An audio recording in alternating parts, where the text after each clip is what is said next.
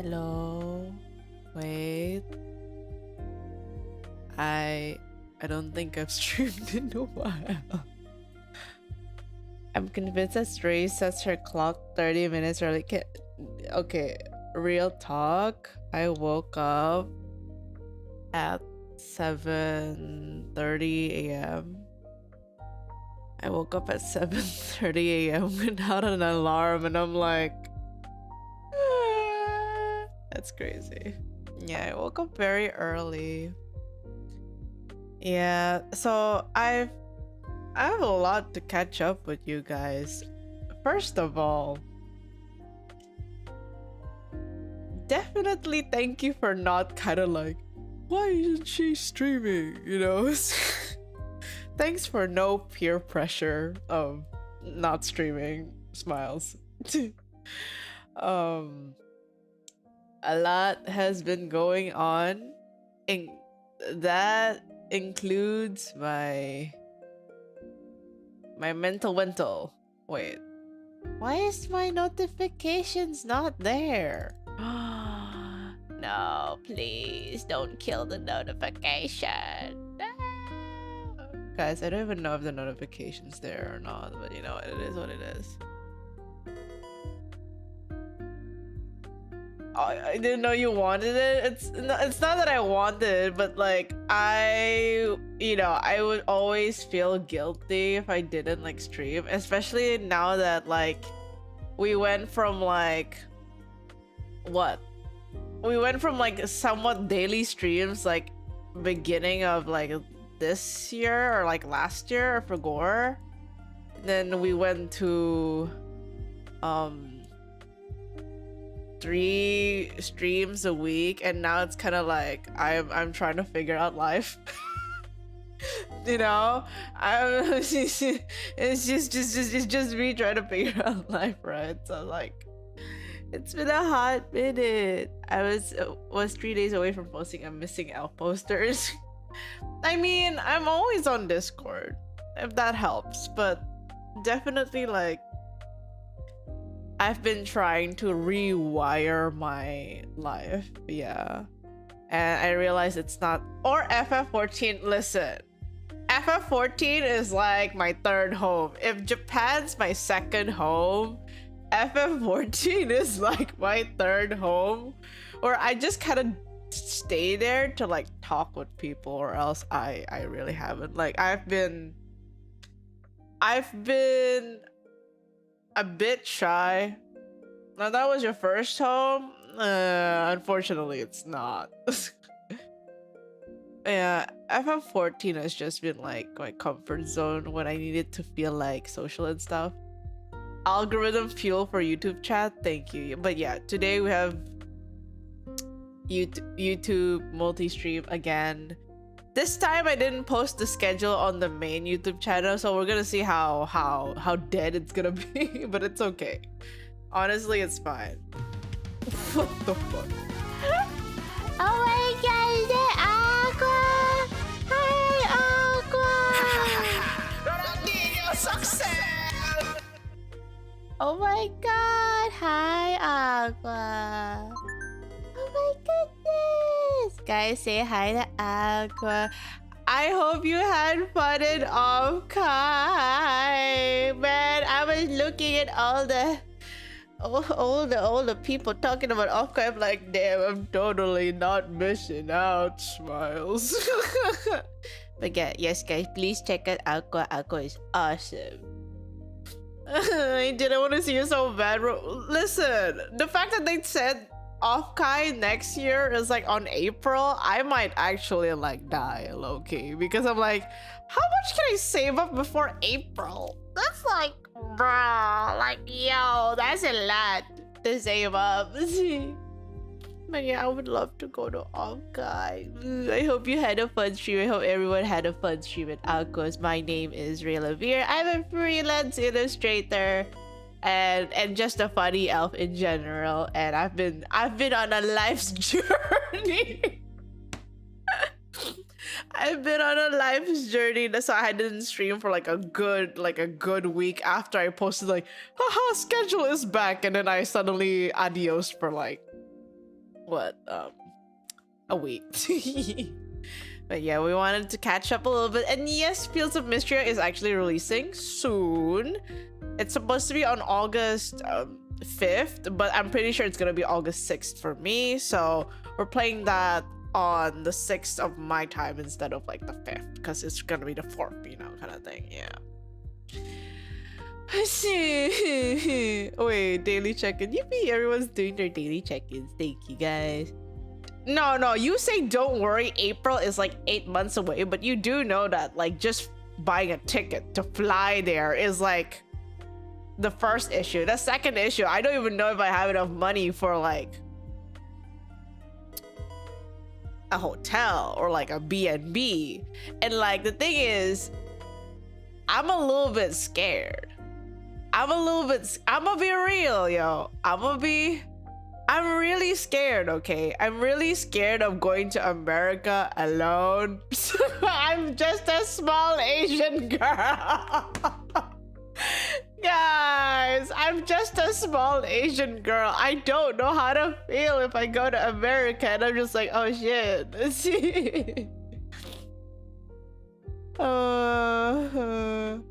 My god. Oh my god. Ew. Hey, you know I can no longer read the word yippee without hearing rain in my mind. Really? Hehe. Life's journey? Is that what she's calling it now? I mean, low-key, okay. Kidnap a friend to go with you? My friends are mostly Indonesian. You know that's really hard, right? You know that's like really hard to go to America just for a con? And that implies that I have to know them RL low-key to go with them.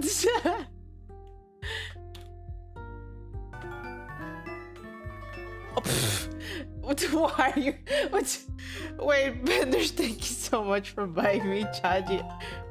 Why are you funding my Japan flight? That's a different thing. Thank you.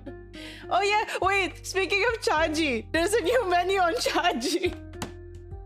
Guys, there's a new menu in Chaji. It's apple English breakfast lemon tea, or like apple English breakfast milk tea. It's really nice.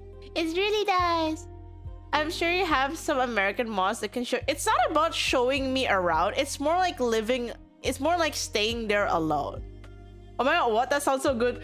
Oh my god, Aku, I don't know. Do you have Chaji in your where you live? I actually don't know, because like Chaji is such a Southeast Asia thing. It's not even in Japan, but it's basically like a it's a milk tea establishment from China. But like when they say like low sugar, they really mean low sugar, and they even use like a specific straw so that you would actually taste like you would actually taste the tea first before the milk. It's really nice. I'm trying to spread the gospels of Chaji. Yeah, yes, correct. Oh wait, you have Molly tea? Nah, hell, wait, we have Molly tea too. I feel like I haven't had. Yeah, we have Molly tea too. Oh my god, you do? Yeah, so it's similar to Molly tea. I just like Chaji more because like it's less experimental, I guess, if that makes sense. Molly tea is way more experimental, so sometimes if I accidentally get like the milk tea that's like way too experimental and floral, I'm like, all right, that's a little bit too much. But like the general like Molly tea, like the basic ones, I really like. I'm a basic bitch, man. So I'm glad there's Molly tea. But yeah, Chaji is basically like Molly tea. Like it's been taking over Southeast Asia. Like a lot of like the Chinese tea brands, like Molly tea, Chaji. There's more that's coming in. I forgot what the name is. It's like everything's coming in. Also, Zane, thank you so much for the contribution to the Japan flight ticket. And also, Blake, thank you so much for. Oh my god, you've come back to sub at tier 3. Thank you so much. You've been sub for 43 months, guys. That's crazy. Wait, no, 58. No, 58. I couldn't count. 58. Oh my god. Ugh, that's crazy. Oh, new alert thingy. Yeah, we don't have Chaji Forge, but maybe we have big success in Asia, they might branch out. Amen. But I think with Molly tea you can also do the same. So like happy, yeah. But yeah, what else did I wanted to catch up? Right, why I've been gone for a week. One, I've been having really bad sleep. It's not that I like stay up, but like I've been unable to sleep. So I would be like in bed since like 11:30, but no matter how long I close my eyes and keep my room dark and have no like blue screen time, I've only been able to fall asleep at like 2 or 3 a.m. and it's honestly really tiring. It happened again today. It happened again today. I was only able to sleep at like 2 a.m. I think. Yesterday was 2 a.m. and I woke up at 7:30 because I couldn't sleep that long. So the reason why I didn't stream last week is because I didn't have enough energy. Is that why you're tweeting at 2 to 3 morning in your time? Correct. It's not that I want to stay up at that hour, but like I think I'm subconsciously like thinking about a lot of things because I'm 27, guys. I'm 27 and I feel like before 30, that's something that like I gotta figure out. So my dad has been passing me like a lot of like life law. How do you say it? Life's question. Life's question. Like my dad's been giving me life's like questions about like, which is it's a very supportive question, but it ends up bringing me into a turmoil. And the fact that this month I don't have my therapy session, counseling thingy, because man's fully booked and the days he's free he's taking a break. So my next schedule is on September. Existential? It's not really existential. It's more of like, it's not a crisis, but it's a more of like, it makes me feel like it's not that I haven't thought about it, but I feel like somewhere in my experiences so far, I've forgotten how to discern what is my thoughts and what is the thoughts that I've basically built from expectations of people around me. Does that make sense? So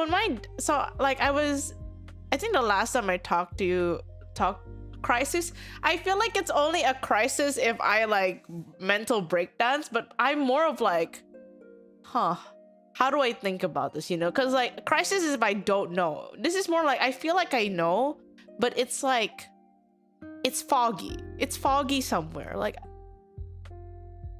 it's not really, so I feel like it's kind of like my soul is there, but I can't seem to see it because there's like an obstacle. Like I feel like I have a strong sense of self when I do things without thinking, right? Like when I just react to things, and I feel that that's closest to like what I am as a person. But once I start thinking, there's like this mental wall of like, you can't look at this right now, you know? Yeah. So that's what has been happening because like, basically like I've been thinking about moving back to Japan. I think this was, did I say this last stream? I forgot. But yeah, I've been thinking about moving back to Japan. But then like the question my dad asked, because my dad's very supportive of me, so I'm like very thankful for that. But like his question was basically like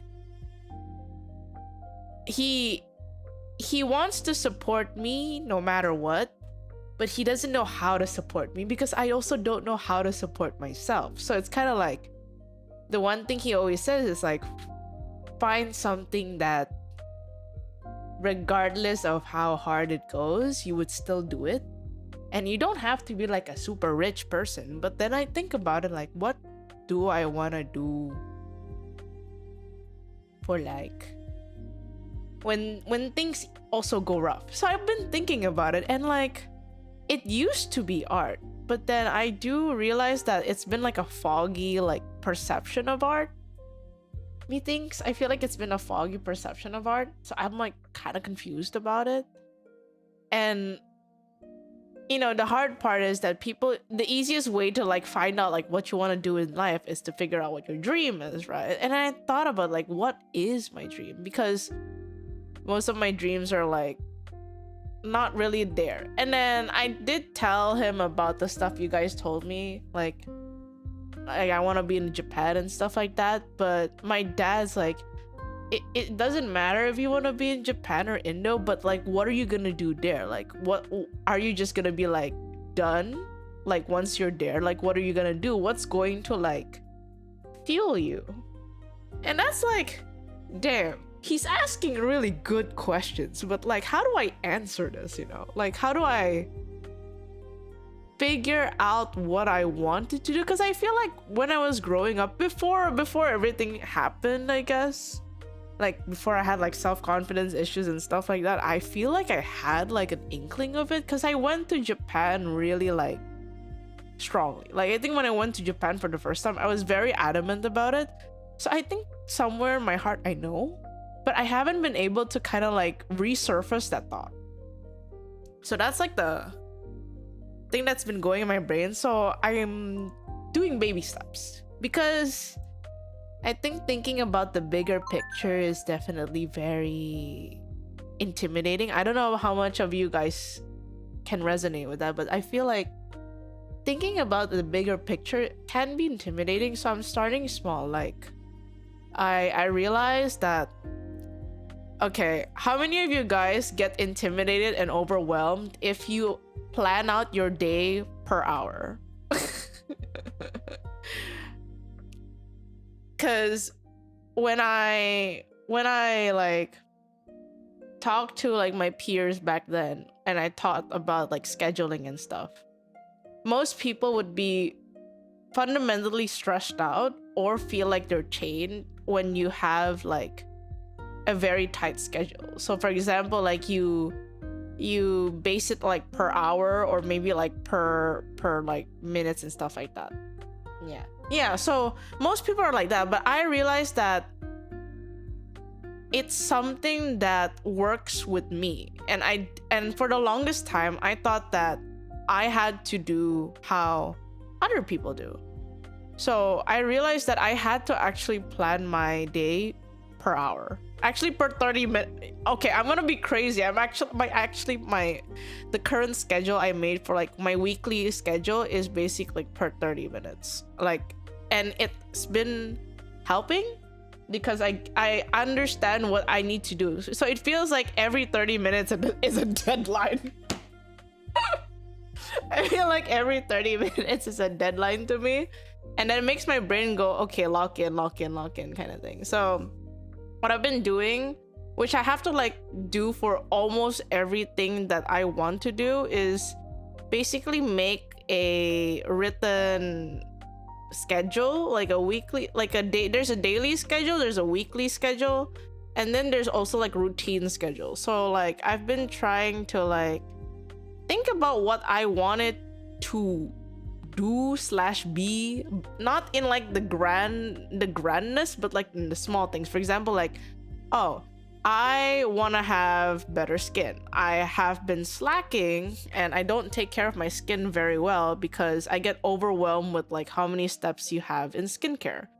So what I did was I made a day and night routine. Like, I wrote it out, and then per day, what do I do like stepwise, and then afterwards and then I put those in the hours that I know that I have to wake up and I have to finish skincare at that hour, or it'll just cost another hour. So it's, again, for most people it might be intimidating because it's a very, very like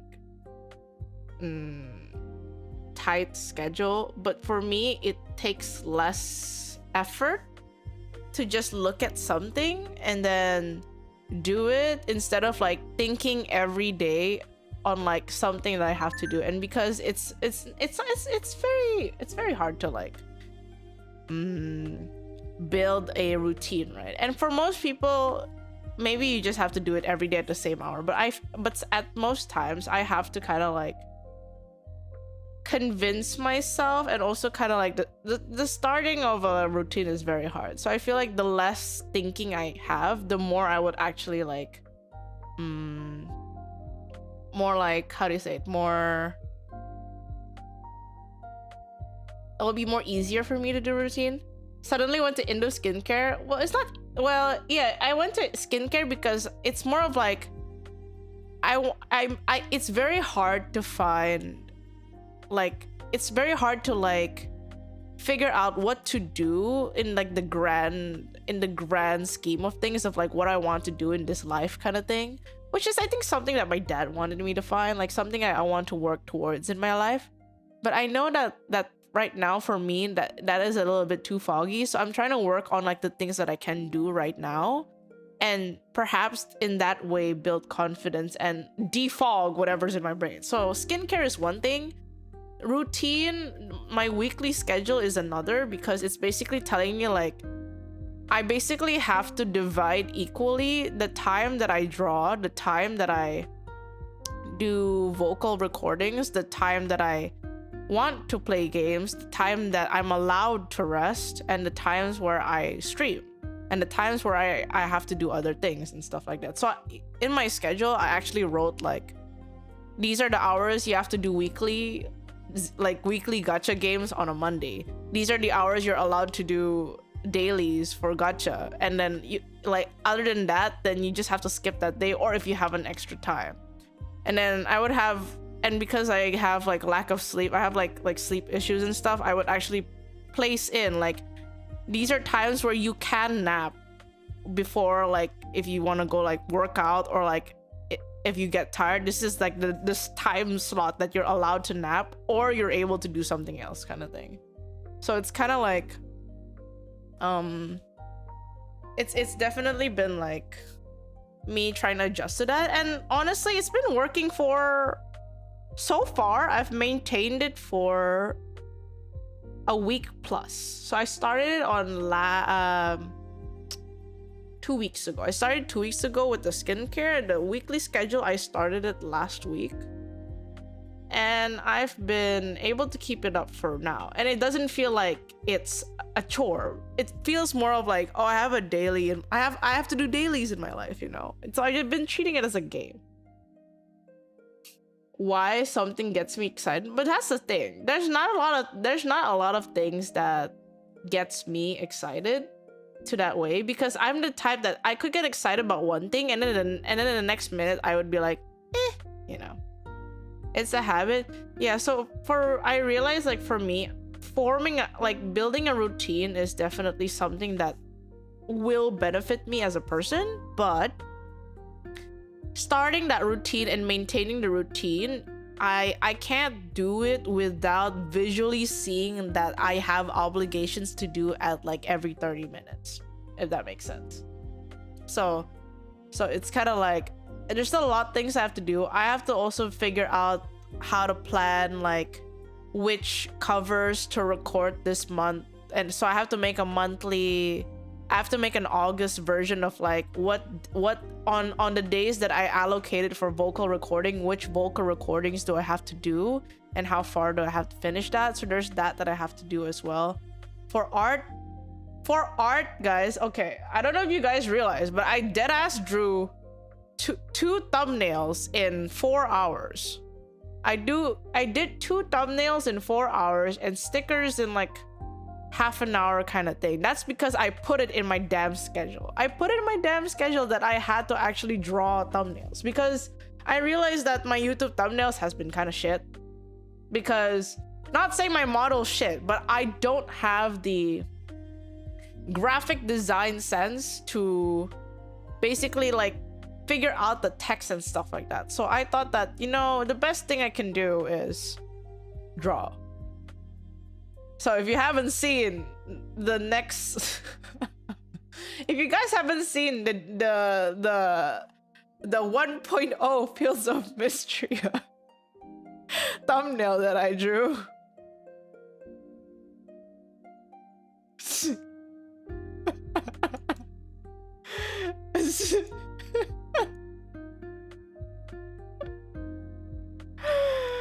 oh my god. No, the fact that I drew this under like in under 2 hours, because I was just like, how, what if, you know. And I felt like, you know, it's not the most like, you know, I feel like a lot of people want to make pretty art, which is fine, but I feel like there are times where I just want to draw for the sake of drawing and not make it like, oh, I have to make it pretty or whatnot. I just draw for the sake of drawing. So yeah, so that's this is the thumbnail for the Thursday. Wait, is it Thursday? It's Thursday, right? I forgot. Hi, Fries. Yeah, so I've been just trying to do that. So the other things that I haven't done is just my drawing backlog that I have to schedule, my vocal backlog, and then another thing that I have to do is actually my food, my diet. Oh shit. Thank you, Zay, for giving us sub to Fries.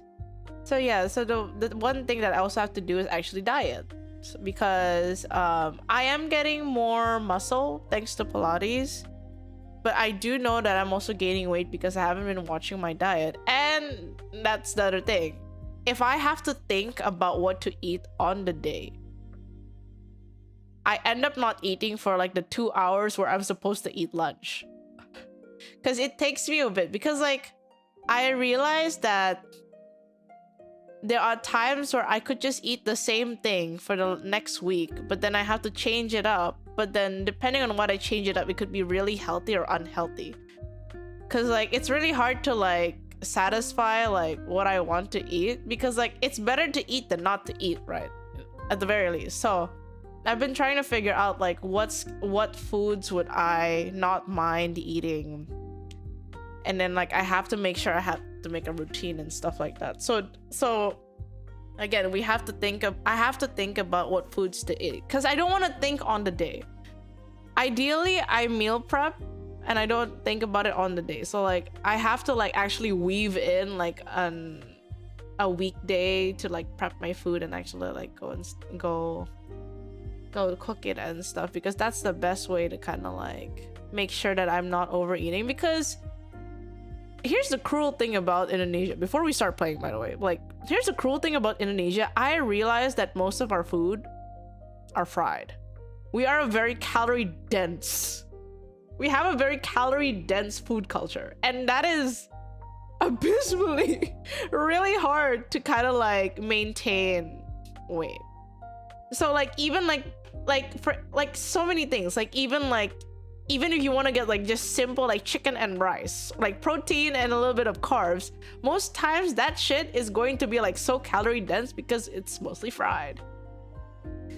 It's not even the rice at fault, but it's the protein itself. The way we cook our proteins in Indonesia, it's either using oil, either using coconut, which is like, well, we use the coconut milk kind of thing. So a lot of our dishes require like coconut milk or like oil.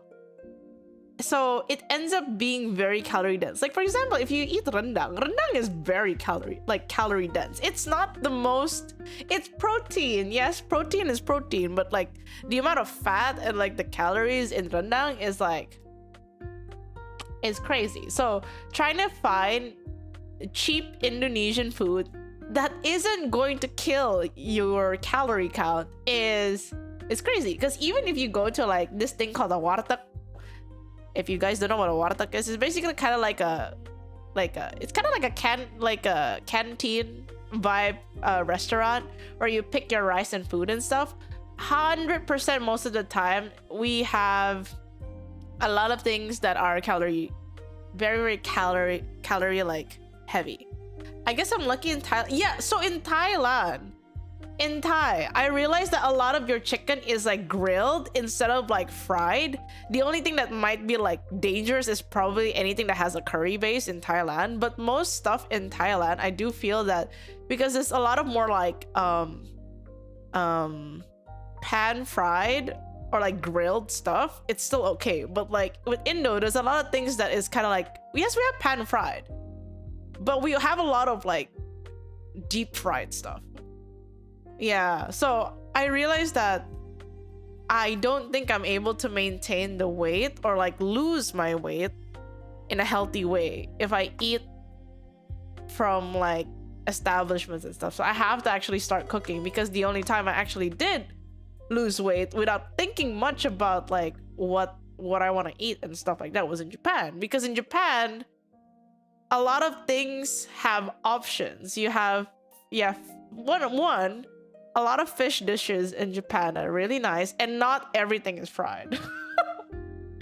Japan, I realized, because they have, okay, hear me out, chat. Like, I realized that because Japan has a lack of spices and basically things that make people joyful, and most of them is just like miso mirin kind of things, basically neutral stuff that is kind of like quote-unquote healthy, you end up not having to think as much about like, is this going to kill my calorie? Because the only thing that will kill your calorie in Japan 100% most of the time is ramen, because ramen is probably the most calorie dense over there. But like in general, like if you go to Otoya, which is like a diner in Japan, which also exists in Indonesia, they have options where it's not always fried, or like only a fraction is fried, and their fried stuff is not like the type that like you can tell the oil is seeping to your soul, because it was just kind of like, oh, it's like a light fry kind of thing, you know. In Japan, there's a lot of stuff where it's actually just broiled, pan seared, like grilled, but like it's like you can tell it's fried when they want it to be fried. Like if you buy fami chicken, that oil is crazy, but like most of the food there, you don't really have to. And hell, sushi is literally non-fried. Again, I wish I could eat sushi as often as I did in Japan, because that's like one of my favorite things. It's not fried, it's just rice and fish, and like you get full from just a bit, and then you have like green tea to like douse it out, which the green tea is great for like helping you like break up the fats in food. I'm like, oh man, sushi affordable in Indo? Not exactly. Like oh my god. No, here's the thing. In Japan, if I eat sushi, I would always finish my meal at 1,100 yen. So how much is that? Hold on. Like on days where I feel like I want to splurge, maybe it goes to 1,800. But like on most days, my spending is just 1,100 yen, which is like 125k. Which again, for sushi in Japan, that's pretty lit. Unless that's if I go to like a sushi restaurant. But if I buy the sushi in the supermarket, yo, dog, I can get things for 750, and I'm like, that's dinner. Awesome. And I'm not the type of people that goes like, oh my god, sushi, I gotta get the otoro, blah blah blah. I don't get the expensive cuts, man. I don't get the expensive cuts. What I get is negitoro. Okay, I'm gonna be real. I hate tuna in Indonesia. I feel like the tuna in Indonesia is always like, it feels slimy.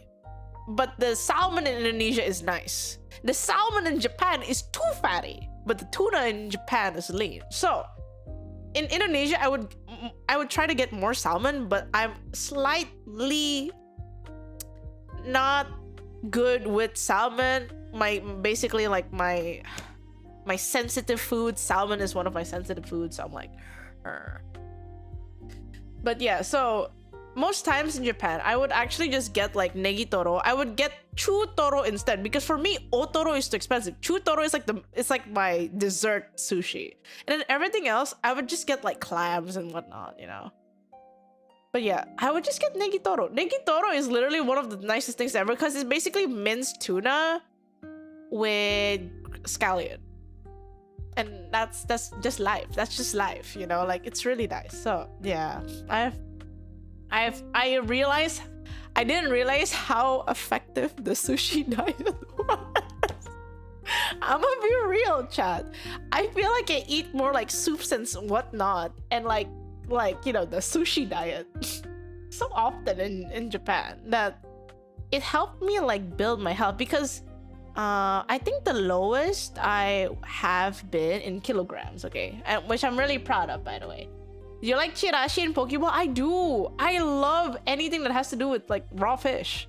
Okay, craziest thing, guys. The lowest I've been weight-wise was in Japan, and I weighted healthily without losing my assets, okay?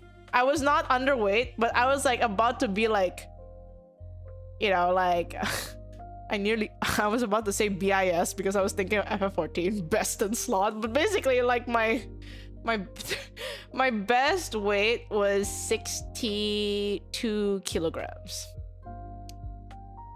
No, listen, if you lose too much weight, you can lose your assets, okay? So without losing my assets, I was actually 62 kilograms. And for my height, that's actually pretty healthy. Like, I didn't really have like sleep issues and whatnot. So I do feel like my sleep issues now is probably because I'm a little bit overweight again, because I haven't been monitoring what I eat. Okay. Sushi is fine, but you need to ditch the rice. No. Here's the thing. I need you guys to understand, it's not about ditching the rice. It's about eating to satisfy my cravings, but not overeating because it's not satisfying. So for me in general, I don't want to make food into something that I'm not going to enjoy, because food is the one thing that we have to eat daily. If I don't enjoy the food, as a woman, that's going to add stress.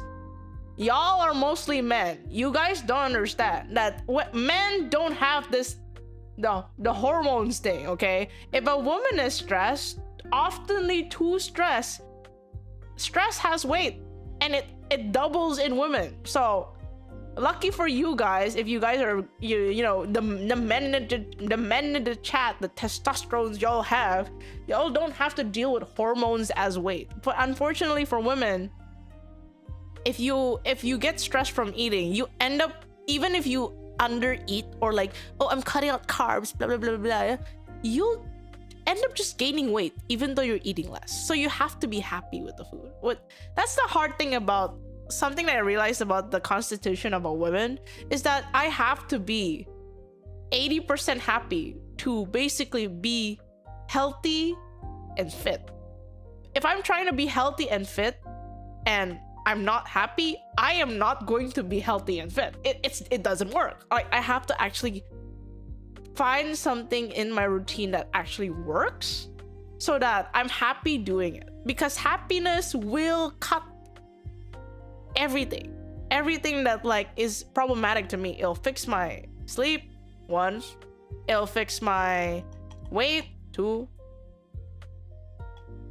It's just that like that's something I realized, because here's the thing. Here's a live experiment. So when both of my mom and dad were cutting out carbs, my dad would lose weight because he's just eating protein and cutting carbs. My mom couldn't lose weight even though she cut carbs and just eating protein. She felt weak. And unfortunately, women actually need more carbs than men. I'm gonna be real.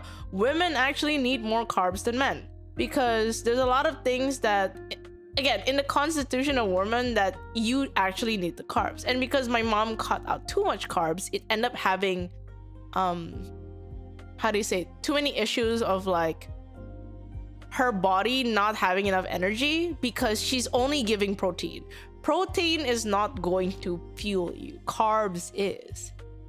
It's different from like sugar intake, but carbs in general is what fuels your body. Protein is what basically kind of like keeps your muscles fit. You basically you have to feed 2 things. But with men, it's you're able to maintain more with protein instead of a woman. That's why like we get hungrier faster. I don't know about you guys, but I get hungrier faster if I don't eat carbs. And it's very hard for me to stay full with just protein. And it's not sustainable at all, because I had like so that's the thing. So again, whatever diet works for you might not work for me, or like, again, vice versa.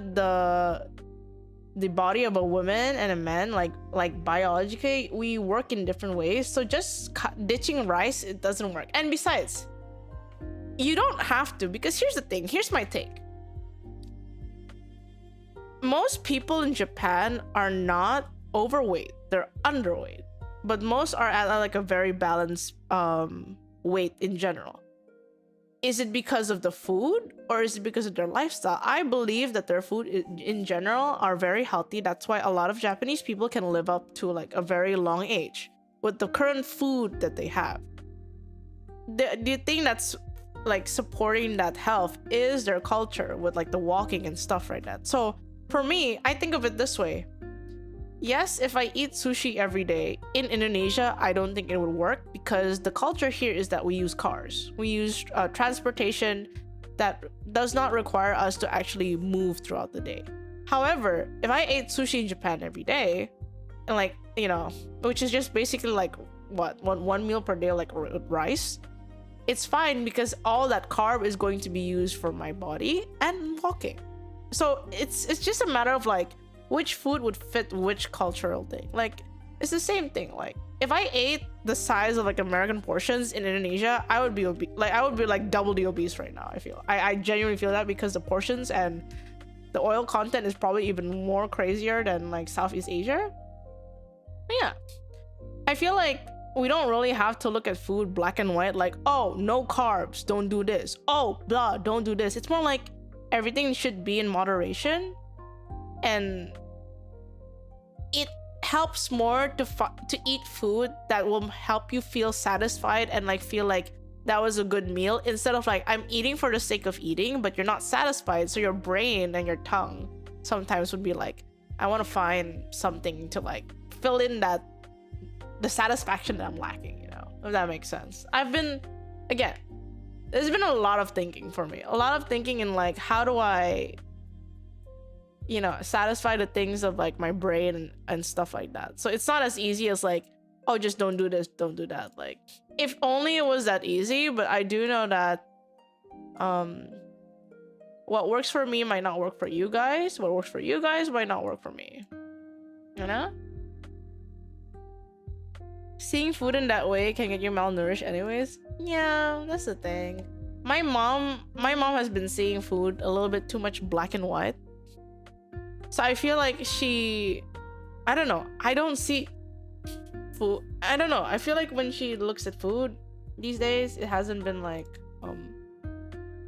the happiest. Even my dad agrees with it. So, you know, I may be slightly overweight now, but at the very least, I can work towards like fixing my food schedule and stuff. I just hope my mom was also not like, you know, too black and white. Okay, now we play.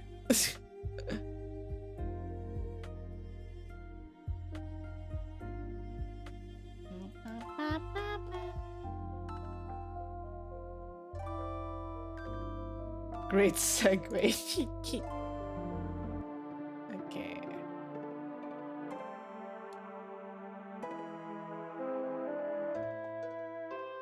Why is that the moderator? Why is that thing still on? Hold on. I'm gonna check my mix it up. Mix it up. Why are you still? I'm trying to figure out where that. I'm pretty sure that's from Mix It Up. I just don't know which part of Mix It Up was that in. I'll have to figure it out later.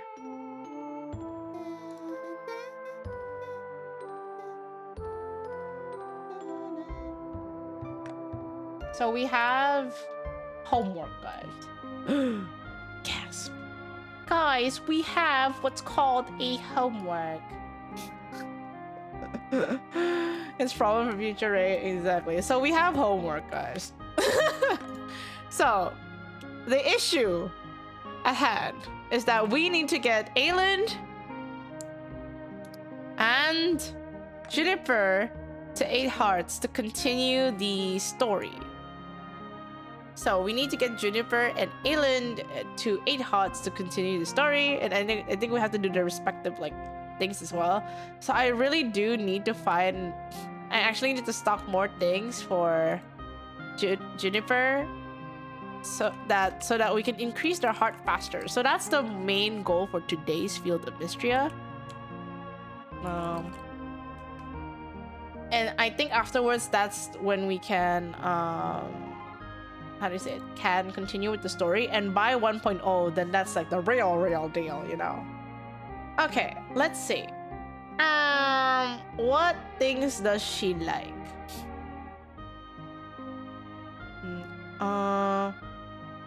She likes pizza. Mushroom brew.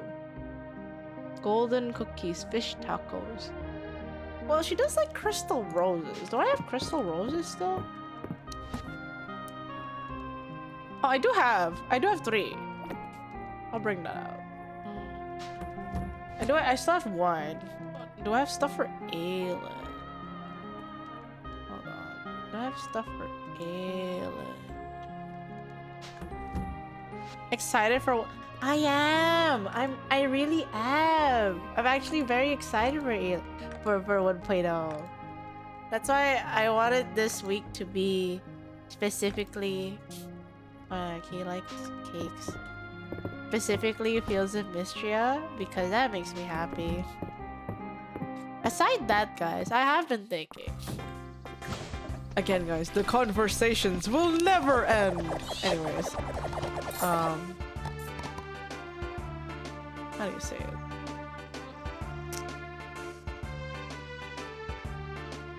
How do I say it? I have been thinking about me as a... Again, when is she not thinking about herself low-key, right? Am I right, chat? Anyways, I've been thinking again, and I realized that I may have gotten to like the flow of... No, not the flow. What's it called? The pace of other people's, that I've forgotten like what makes me comfortable, you know. I realized that I tend to like really like, how do you say, resonate when people are like doing things, because I didn't realize it was a whole like thing with like the neurodivergent stuff. I know I'm saying it a lot more these days, but like, hear me out. I didn't know it was like kind of a thing where like, if I see someone that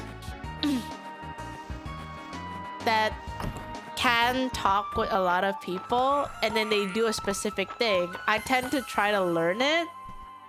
So I try to like quote unquote copy what people do so that I can also interact with people, which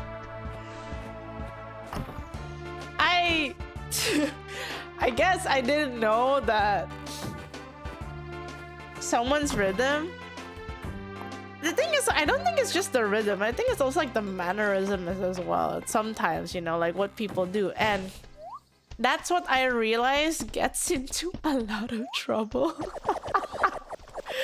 I'm gonna be real. That's what I realized gets into a lot of trouble because, again, oh my god, I think my mods are gonna be so proud of me, you know? My mods are gonna be so proud of me. The whole stuff where I do things without like double checking or asking, it's because I was trying to like, oh, maybe this is how people interact with each other. And since it's working for someone, maybe it will work for me. Because all in all, I do know, I fully understand that I'm an awkward person. Wait, it's your birthday last weekend. Happy birthday, of course. Copy these. Ayu. It's like an alien trying to blend with humans. I mean, you don't have to say like that, but like, yes, correct. It's like aliens trying to blend. Wizard, did you get a birthday cake? Did you? Please get a birthday cake. I think it would be very, very sad if you didn't get a birthday cake. I genuinely feel that birthday cakes are awesome. I hope you had a happy birthday. Did you celebrate with your family or friends? Yay! Birthday for Wizard. Wait, do I have seed? I don't have seed.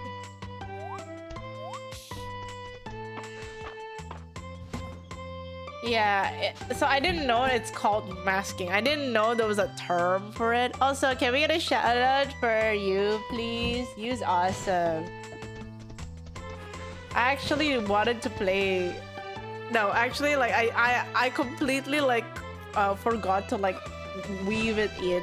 The game that you is... You basically, like, art directed. So I need to actually weave that in once Fields of Mistria is done, because I do know that I do want to like try it out on stream. Hope you're doing well. I've been going on a mental journey. How do you say? I've been going on a mental journey, and I do feel like there's a lot of things that I need to like upkeep and stuff. Flour, rice. Okay. Nope, getting one this weekend because all of my family is out of town and I had to take care of my mom. Oh, I hope your mom feels better soon. Thank you for taking care of your mom. I feel like I'm gonna be real, not a lot of people sometimes not a lot of people take care of their parents. So for people who like take care of their parents, that's awesome. Like it depends if you have like a good or bad relationship with your parents, but I think for people who have like a good relationship or like, you know, parents who are caring enough for you in a sense, it's nice to like take care of them. Albeit sometimes they do take you for granted time to time, but like, you know, it is what it is. So it's parents, you know. It's just what parents do. You almost solo dev'd. Wait, you almost solo dev'd it? Wait, how far in the like the what's the word? In the development did you like solo dev it until? Wait, hold on. I need to show you guys the game. For favor.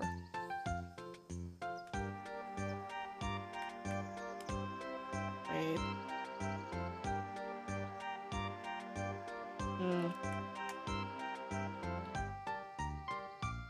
Wait.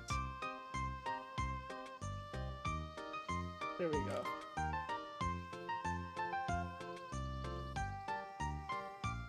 Okay, guys. It's a good timing to like play this soon after Fields of Mistria 1.0 because the 1.0 release is also out. Yeah. Please check out Maho Arms, guys. It's actually 1.0 as well, so I'm like, yippee, the timing is good. It's when I'm starting to like, you know, it's starting to feel like, let's go back and track and like, hell yeah, yummy. So yeah, please check out Maho Arms. Yeah. But yeah, where was I? Yeah, it's called masking. So sometimes I would look at people doing things and I would generally not understand why people do it. No, it's okay. It's okay. Yeah, we have latency and stuff, but that's good. It's okay. It's okay. Take your time. There's no rush in this game. Lead gameplay programmer, creative director, and primary artist of 90. Ooh. Again, still crazy. I still think it's crazy that you did everything. Like 90% of everything is crazy. My god. I'm happy for you though. The 1.0 is finally out, so I'm very excited about that. Excited to finally weave in the time this month because I was like, it's been in the back of my mind. But like I didn't want to like experience a game without like, you know, locking in, because I feel like you deserve me locking in, you know? I feel like when people like are super passionate and then they make cool things, I feel like it's a disservice if I played the game just so I can fulfill the promise or like I want to play, but half-heartedly. Like that's the one thing that I realize I me as a person can't do. I'd rather wait for a time where I can actually lock in and like, you know, like enjoy the experience instead of playing for the sake of playing. And I do realize that as a streamer, in the several years that I've been like, you know, trying to stream and stuff, I do realize there are some days or some games that I do feel like I ended up being too like, oh, I'm playing it for the sake of playing it because they told me to play it kind of thing. And I realized that, you know, it's not wrong, but I feel like as a person, it makes me feel like I would have enjoyed it better had I had a better like mindset about it. So yeah, I want to do that for games that people are passionate about and stuff. No, I gave him the wrong thing. That's Sorry about that. I gave him the wrong thing. I was supposed to give him the other shit. Anyways, it's fine. Yeah, I can't art at all. Purely game program. Kudos to you. Art creative. Have been strong. I've been technical most of my life. Oh. I can't technical, so it's okay, guys. I gave a, you know what? It's called generosity. I gave my favorite sushi. I gave my favorite sushi to the guy. Smiles. Did I need to find something else for horror? No, I just needed the 8 hearts, I remember. Now we're set back with his social link for the next week. Oh, come on! Don't say that! Don't say that. Yeah, or are we masking, right? Masking. Yeah, I didn't know the term was masking. Like, it... Again. Things are starting to make sense when I thought it didn't make sense. And it feels weird for things to starting to make sense. Like, I don't want it to be an excuse, but it makes sense, like... You know, I don't want to go to people and say, like, yo, I think I'm low-key neurodivergent. Like, it's not confirmed yet because I'm still waiting for, like, the... Basically, I'm still waiting for, like, the approval for, like, to get tested, just because I want to know. No, here's the thing. I say low-key because unless I'm diagnosed, I don't want to self-diagnose. Does that make sense? I'm like I'm like Twitch diagnosed at this point, guys. I'm Twitch diagnosed. I don't think that's a good thing. I don't think that's a good thing. I don't want to be Twitch diagnosed, but like, again, the concern that my therapist has was like, you don't need to get diagnosed if it's not like disturbing your life. But for me, it's like, I need to know so that I know that I can try to make sense with how it, you know, how people usually think typically. And if I start to figure out how people function and stuff like that, then it would be better for me because it means that I'm able to kind of like blend in without masking, but blend in because I fully understand and is able to present me as myself, you know? Like that's the main takeaway from it. I don't want it to be like a whole like, oh, I'm diagnosed now. For example, like I get diagnosed and I do have it, you know, and like, and then like, and I use it as an excuse of like, oh, you need to accommodate to me. But it's more like, I know that 99% of the people in this world cannot accommodate to me. But I need to learn how to accommodate for myself. That's why I need to learn like how do I work with my brain instead of fighting against it, you know? What do you think you have? Slightism? Slight ADHD? Like, it's between those two. Like, it's not to the point that it's going to be like very detrimental. But aside that, it's either those or something with the neuroscience where my brain is much more active on the right side, which is the creative side. So a lot of the things that require like logic or like coordination between things is weaker. Because like it's affecting me in sports as well. Like sports are like workouts because there's a lot of things where people can normally do it, but I can't because I don't understand how it works. Like if someone says, lift your right arm and reach to the sky, I would actually ask, okay, when I'm reaching to the sky, what part of my body should feel the strain? Like I actually have to ask, like, is it correct if it's this way? Am I overextending? Am I supposed to reach the sky with my palm facing away from my face, or with my palm facing towards my right side of the face, or outside? Like I actually have to ask for me to like understand if I'm doing it correctly or not. Because if I do a workout incorrectly, that is just going to like ruin my body, right? Like, oh, you sweet summer child. Why are you calling me a sweet summer child? I'm just But you know what, guys? I did feel a little bit hurt like yesterday on my Pilates. Like I I've been having like my ankle's been like really like weak.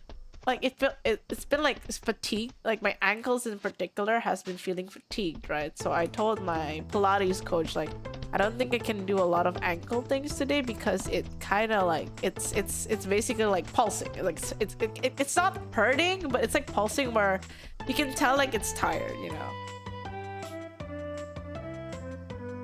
Yeah, I also suspect I have autism, but it doesn't really get in the way too much most of the time. Yeah, I feel like it doesn't like get in the way, but sometimes at times where you kind of want to like do something, it can get in the way. I feel like with productivity, it does get in the way sometimes, and with like talking with people and social cues for me at the very least. I'm not sure if I'm artistic. I proceed to describe a stereotypical artistic experience. What do you mean? But you may want to use ankle sleeves then. There's an ankle sleeve? Hold on. Oh, hold on. Wait. I have only known ankle sleeves. Wait, that looks so cool. Can I just get it because it's cool? Wait, but I have to use socks. Wait, if I'm using socks, wait, if I'm using socks for Pilates, the one with the grippy toes, when the thing on the bottom, do I put the ankle sleeve? Wait, no, I have to put the ankle sleeve in, then use the sock, right? No, I can't put it over my sock though, because that's the grippy thing in the bottom. So I have to put this before my sock? I think? Oh, it looks cool though. I don't know. Okay, random confession. I think ankle, like knee guards, elbow guards are one of the coolest things mankind has made. And y'all probably think like, yo, it's just there to support. But I feel like in terms of aesthetics, it's so cool. You do Pilates in socks? Yeah, so I have socks that has like the tutu. What's it called? The circle anti-slip. Sorry, I use socks that has the anti-slip thingy on the bottom, and then the sock is the one that is per toe. So it's not the one that has combined feet, but like it's the one that has per toe. So it allows me to grip on slippery surfaces and slippery, and you only said mechanics, I mean positions, not mechanics. Stop being F14 back. Back. The sleeves need to have direct contact to your skin first so they can stick. Okay, so ankle sleeve, then sock. This question might also be autism thing. Emphasis on words. Gamers speak aga. Guys, I swear I'm not doing this on purpose. I had to think about what it was, like what the hell is under my feet that causes me not to slip, and I'm like, my brain just went circle, polka dot, tutu, because I feel like the sound of tu, if the sound of tutu is like a circle, but then I realized I just said that causes me to not slip. Well, I just have to put the word anti-slip, and then it makes sense. And I'm like, why? Why did I have to go so round about it?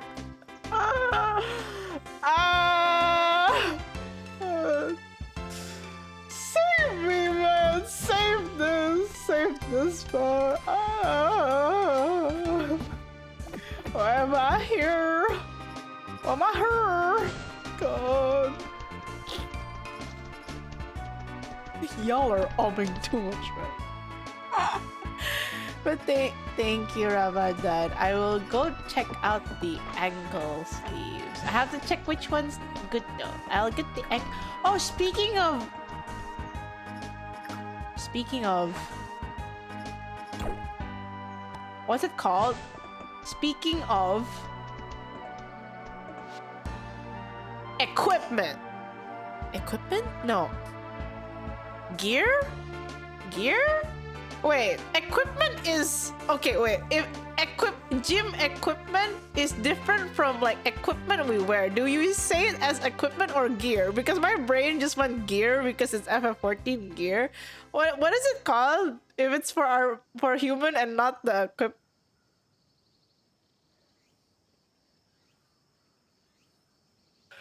Wait, it's the same? Tools? No. Tools is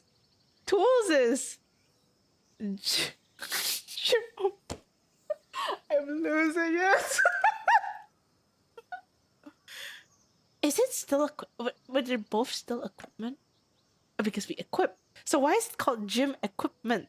If it's not wait, is it equipped to the gym? Is the gym wearing the equipment? Attire? No. Do you call gloves attire though if it's for like working out? Or is it still equipment? Gym equipment makes me think of the machines in the gym. Yeah. Yes. Accessories? I feel like if you want to get technical, you say equipment. Otherwise, gear is more casual. Oh. I would say gym gear. Ah. Okay. Isn't gym equipment the machines? So you have to put the word. You have to put the subject plus equipment. Right? Oh god, I'm so sorry. My brain is like, why didn't that make sense to me? I don't know why it took me 27 years to be like, is equipment equipment? When I've been saying it my entire life, but it took me 27 years to be like, how is equipment equipment? Motorcycle stuff is also called gear? Oh. Shit. Guys, there's so many things in this life that I'm absolutely confused about. Harvested one. Yeah, sure. You can just call it gym stuff. I don't know. When you say gym stuff, I think about like. Wait, what do I think about?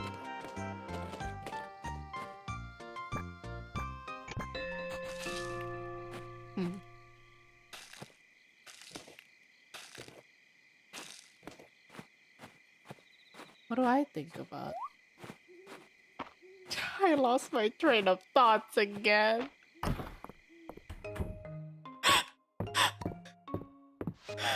This can't be happening. Why do the moment I start talking, I lose my train of thought?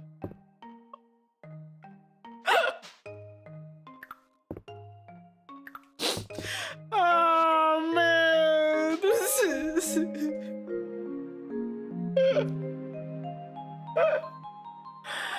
Oh man.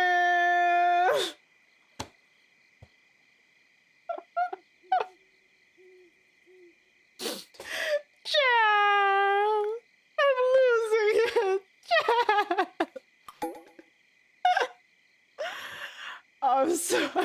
I'm so losing it.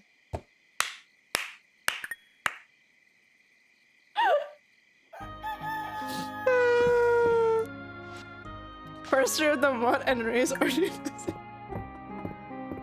no, but here's the thing. I realized that the more I stream, the more I blank out, right? So the less I stream, the more I have more thoughts in my brain. Therefore, each stream should be jam-packed with thoughts. Right? So that means you guys get more content per stream because it's less stream. Am I mathing this correctly?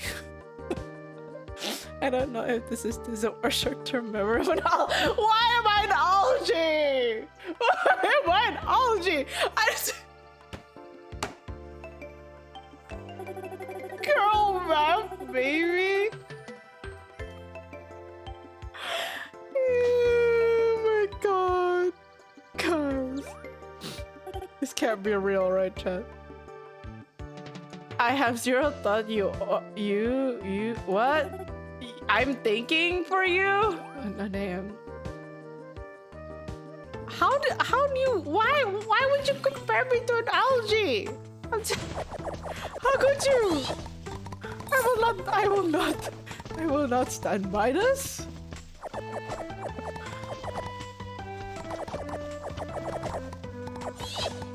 What else did I wanted to catch up? Now I'm losing.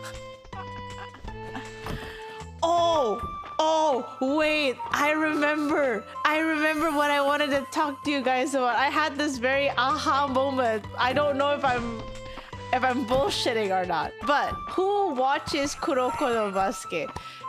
Chat, do you guys watch Kuroko no Basket? You know, the sports anime. Did you guys watch Kuroko no Basket? Yeah. Kuroko mentioned? Yeah. Okay. Okay. For those who watch Kuroko no Basket, you know Akashi, right? You know how like Akashi has split personality? Watch. Like what? Like anyone who has watched Kuroko. Yeah, years ago. It's years ago. Okay. I don't watch any sport. Yeah, Emperor I motherfucker. Okay. Okay. Full like oh my god moment. Basically, okay, we're gonna go back to the Kuroko in a bit. But basically, the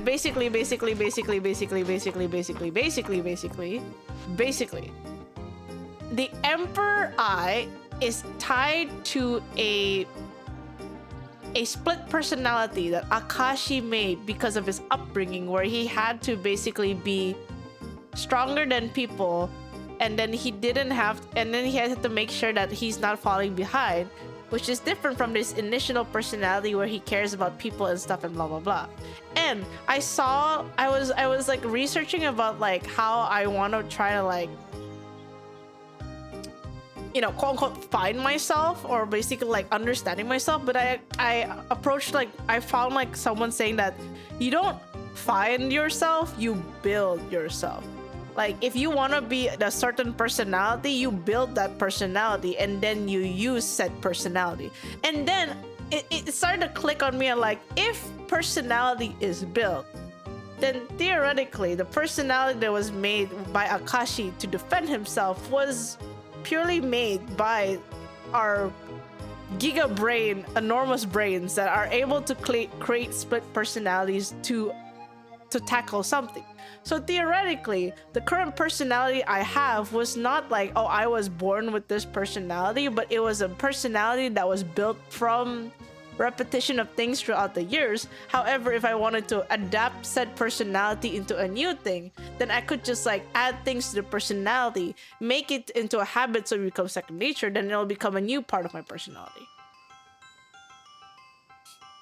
And I'm just kind of like, I didn't, and I realized that like, if everything is really, you know how like most people would say like, you know, your brain is like one of the most powerful things ever. If you think positively, if you think that you can do it, if you think you can, like, you know, the power of like believing, manifesting, basically like your brain like saying like you want to be this, you could be, as long as you put into the effort of it, right? But like it also depends of like, can your brain agree with like the part of you that wants to like put effort in that? I like, for me, I feel like it's kind of like, I'm pretty sure there's like a limitation to like how much you can change with your brain believing in things. I don't know, I've heard of people who go on like super long solo trips to find myself. Yeah, I think it's different. For me, I feel like I'm trying to find my passion and stuff, but I do realize that I think my passion is like, I know it's somewhere in me. I just need to clear the fog. Also, this is the first time I gotten this this event. I've never gotten the fall festival yet. Yeah. I think I had like 48 queen berries.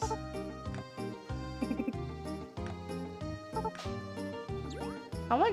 Do you think I'll get a lot in second place? Aiden, wait, can I get first place? Miles? Oh wait, huh? Wait, hold on. Oh.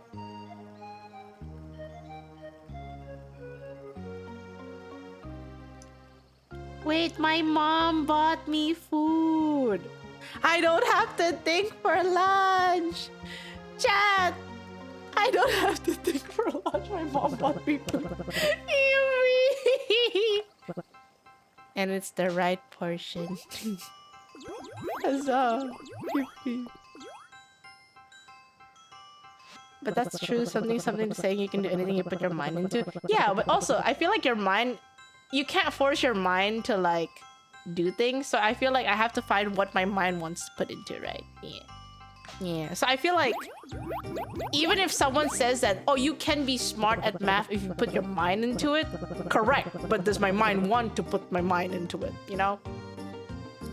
And like, that's what someone wants of me, but that doesn't mean that I want to be smart at math. Honestly, I understand I'm still pretty damn slow in math and stuff like that. But is it something... Ooh, berries. Ooh. Wait, I gotta buy... Hold on, I'm distracted. I need to buy all this shit. Wow, there's so many shops. Wait, hold on. Ooh! Trophy. As an engineering, being smart in math is a myth because you become reliant on scientific calculator. Oh. Math is too broad anyways. You can be good at some math and bad at other math. I'm bad at mental math, I think. I think that's what I remember. Mental math for me is really bad. And I think the hardest part is that a lot of people tend to like associate being good at math with how fast you're able to solve things. Like, I think with time, I can solve it, but a lot of people aren't patient enough to wait for it, if that makes sense. A lot of people aren't patient to wait for it, like, and it's kind honestly, oh, this is so cute. Oh, I think the one thing that I do feel like at most times I would feel often sad about is that people's capacity for patience. Because I feel like I don't mind if someone is slow. I only mind if they're not putting their mind to it, if that makes sense. Or like they're not trying their best. But I do feel like, oh wait, I can grab a plate. Yeah. Oh, ask to dance? Wait a second. Wait, can I ask my guy in the woods to dance? Hold on. Hold on, can I ask the guy in the woods to dance? Effort over ability. Yeah, to be honest, like, sometimes, okay, real FF14 talk, guys. real FF14 talk, but kind of related. Like, you know how like sometimes you want to help people that you can tell isn't really like a fast learner. And then you thought that, oh, okay, that's fine. But then as you discover about said person, they also don't put the effort. So like that, so it's kind of like in game terms, for example, like I want to help someone. They're fine to me as a friend, but they are not the fastest learner. But then you find out that they're not really doing like their all, but they want to get carried. So it's kind of like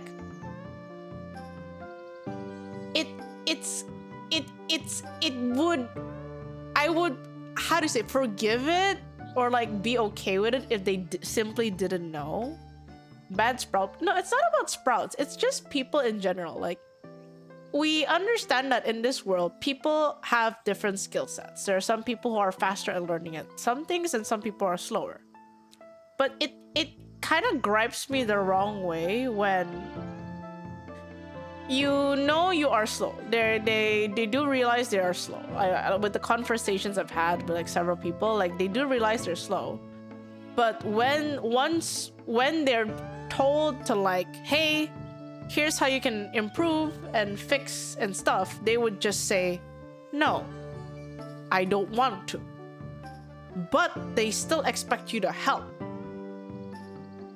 So it's kind of like the given advice was not appreciated, but they still expect you to help.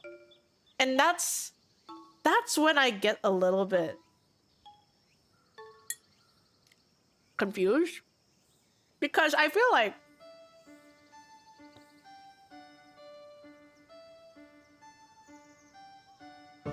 for me, like, you can do said advice, and then if it's wrong or it doesn't work, then okay. But I feel like just saying no outright was kind of like strange in the game, and I'm like, it ended up like burdening a lot of people. Wait, I can dance with him, guys! Guys!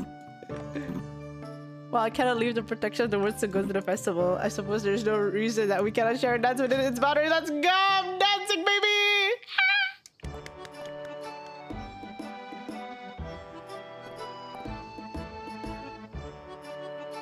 Oh my god. I'm dancing! Dancing with my hubby! I'm dancing with my hubby!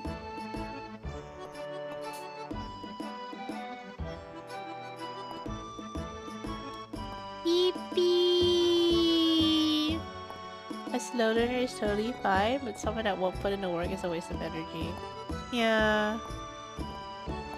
Okay, and then the second hard thing about it is just, you know how like people's comprehensions are different?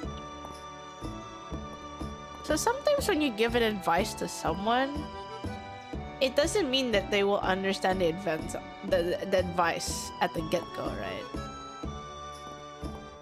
And I feel like advices are not 100% sure win. And then like the effectiveness is also not guaranteed. I feel like if they ignored advice, that would be something that I would probably be like, why would you do that? Oh my god! Anyways. Excuse me. But I feel like if someone did try to like put your advice to like the test and still don't understand and they ask you again, for me, if they tried and they don't understand still but they came back and asked, I would be like, yeah, okay, let's see on like what you're not understanding. How are you not understanding it, you know, kind of thing. And the thing is, me as a person, like, I don't blame myself or them for like being unable to like explain like how the advice should go, because everyone's comprehension is different. But again, you always have to find like the middle ground, right? The middle ground of like what works for them and in what way can you explain to them, you know, kind of thing. So I would always like think of it in that retrospective. But I get confused about people who, okay, I want your guys' opinion about it. I get confused sometimes. Like, I've seen this happen like time to time in like different like communities and stuff, when people give advice but then someone doesn't understand the said advice and they come back, but the person who gave advice ended up being like Madge. What kind of emotions make a person mad for someone who got your advice coming back to ask again about said advice? Like, that's the thing I'm still a bit confused about. I don't understand like why it could make someone like Madge, you know.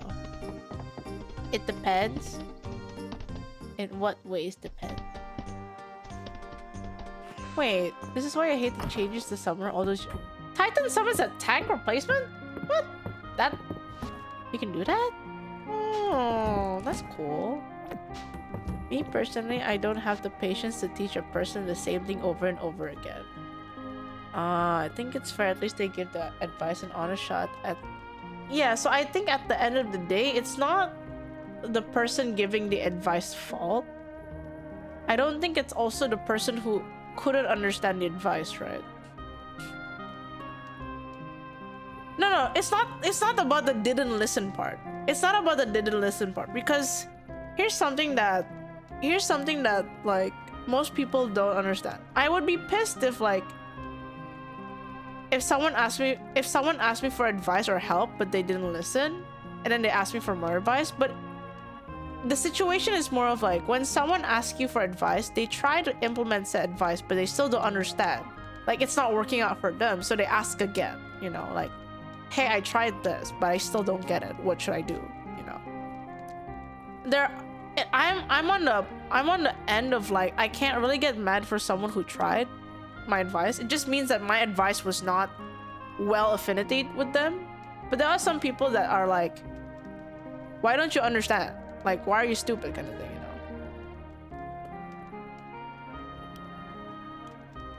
I think let's see, it could be this or frustration at oneself or failing giving proper advice, because I feel like it's not about the proper advice. I do just feel like sometimes giving advice, we give advice from our own experiences and understandings, right? But we also need to consider like how far a person can understand, like their capacity to understand and what things that they can use around. So I feel like, yes, giving advice is a very heavy thing. Like a lot of people give it these days because like, oh, I can do it, you can do it too, you know, kind of thing, right? But I do feel like the nuance of giving advice is heavier than it seems, because you give advice because either they ask you and you want to help them improve, because if you wouldn't give advice if you didn't really care, right? So smile. I also think being obsessed about the idea that your advice is completely correct and cannot be wrong in any situation is a bit conceited. True. Hi Dandy. Hey God, how's you? Yeah, I think, yeah, if an advice is not working and you also try to reward and help it out, I think like the very like nicest way to say is like, hey, I don't think I'm well equipped to like help you out, help figure this out for you or like with you, so I think it might be best you ask someone else. Not because I don't want to help, but I just feel like the way I teach and the way I give advice is not fit with like how your brain works. Like for me, I don't know if that's too much like explaining, but I feel like, I don't know, there are some people who think that like their advice are like solid, but like sometimes it's a whole like, it's definitely a battle between like, did they try or did they try but they didn't get it, you know? And I guess it always frustrates me in general if they don't try. I only get confused when like, say I do try, but then someone be like, you're not trying hard enough, and I'm like, I'm literally trying, like I'm trying to understand. That's why I feel like I empathize a lot with people who like are slow, because since when is it a battle of speed, you know? Like I feel like that's the saddest part for me these days. It's like the internet is so high paced, so we've made everything more high paced as well. But like, why is speed a factor now? I find it really sad, I guess. That's for me. I feel like speed is... Alright, stop putting the song in! I wasn't expecting the topic to be really this serious though. Yeah, that's the thing. I haven't streamed in a while, so I've been like on like a whole like quote-unquote life's journey. This is basically free talk. But like it's free talk, but like I'm playing Fields of Mistria because you know, it is what it is.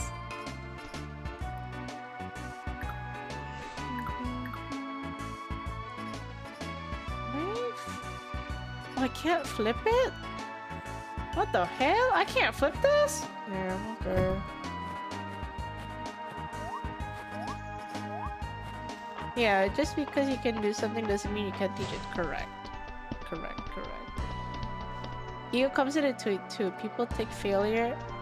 Some people take failure to understand as a slight against them. Yeah. As it gets curious. Ooh, okay. Thank you. Yeah. Again, a lot of things.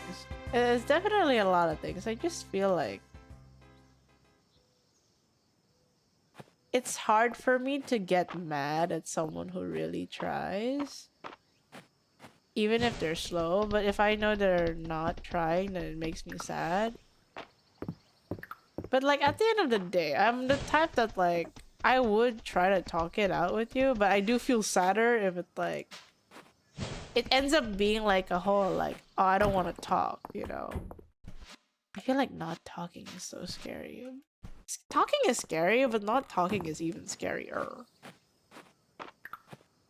I don't know. Life is just so weird. I mean, I'm trying my best. Like, I don't expect anyone to understand the turmoils in my itty-bitty head, but at the very least, if the world is not kind to me, I should be kind to myself, right, chat? That's what you wanted me to do, right? Be a little bit more chill to yourself and kind, because the world is already cruel as fuck. Learning lesson. It's a lot. 50% brain, 50% Chaji. Okay, listen. I have been thinking about Chaji. No, you should blow up. No, I can't. If I blow up the world, then FF14 won't exist anymore. We'll have a whole ARR moment. And then I don't know if I'm gonna get revived because I'm not a legacy player. What am I supposed to do, man? Cease, Ray. Be nice to Ray. Oh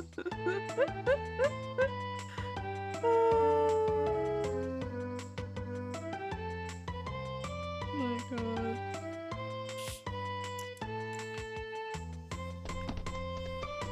Chad, 50% Chaji, 49% FF14. What do you mean? Didn't FF14 go to the moon? Aga? Aga.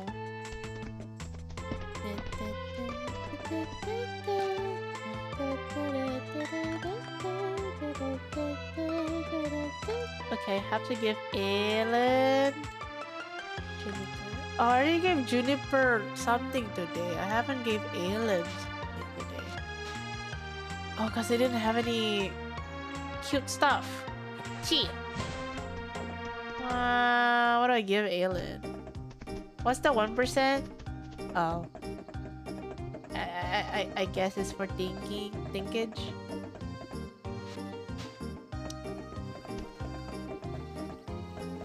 I should talk to him.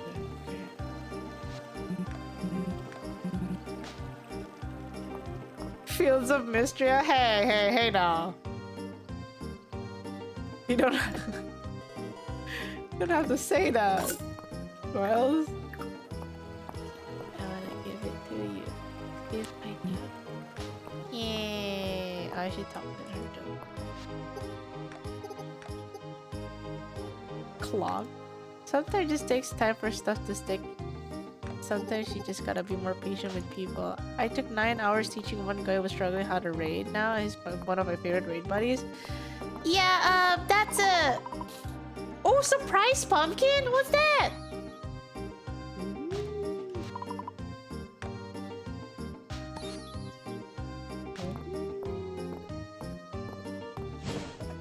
Is stream lagging? Is my stream lagging? Is it? Is it lagging?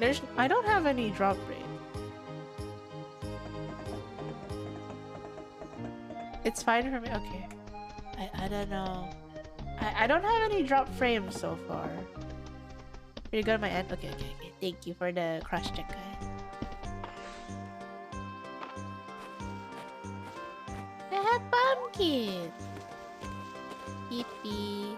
Pumpkin.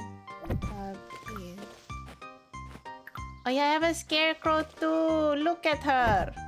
So beautiful. What about this thingy? Oh. You know what? I'm just gonna place the furniture outside. I'm just placing things outside. We're gonna ignore that for a bit.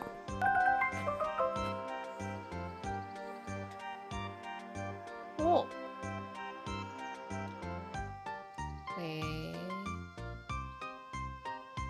Oh, it's Lorda Man. Thank you so much for the sub. Thank you, thank you. Wait, I just realized that TU gave a gifted sub to 99.99%. How is that an actual username? 1.0, so yeah, hi Yoku! Guys, please also check out Yoku. Guys, there's a lot of people. Please check out Dandy and please check out Yoku. Yoku draws and Dandy's funny. I like Dandy. Dandy streams are always at a random hour of my day. I'm just like, let me just pop in real quick and like, what is Dandy up to? How have you been, Yoko? I hope you're doing good. Oh shit, I went to the second floor. I got nothing here. We don't look at it. I'm so... I got nothing there. Don't talk about it. Did I cow? I did cow. I did cow. Yeah.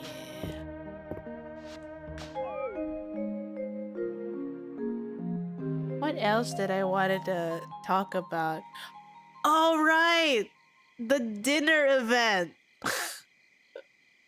I was at a dinner event because it was supposed to be like my mom and dad, but my dad had like a lot of work, so I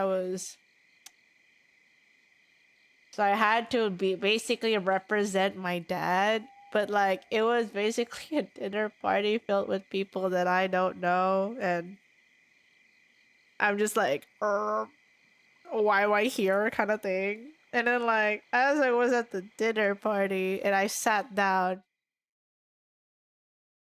yeah, I was at a table and like, it was basically everyone had their couples and stuff. It basically kind of like, you know, like old couples and stuff. And then like, once my mom went to the toilet and one of the ladies was like,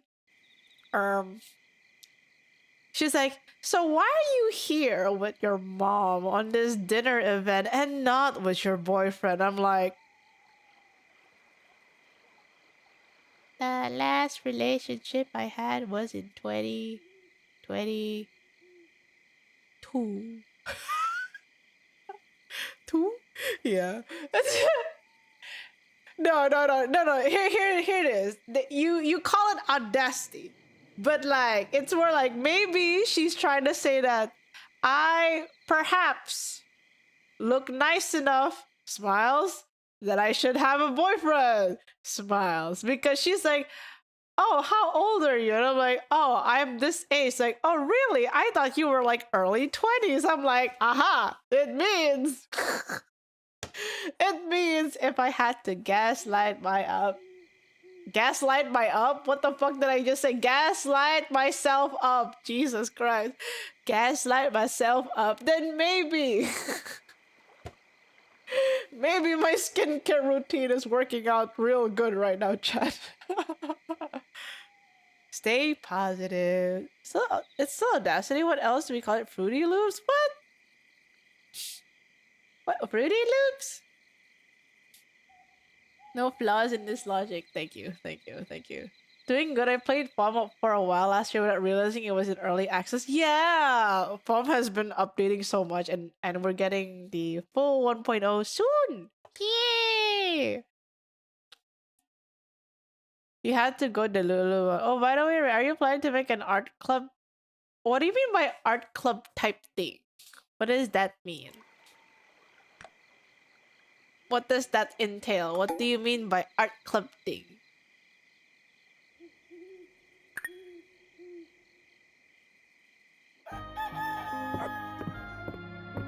Oh, doggy.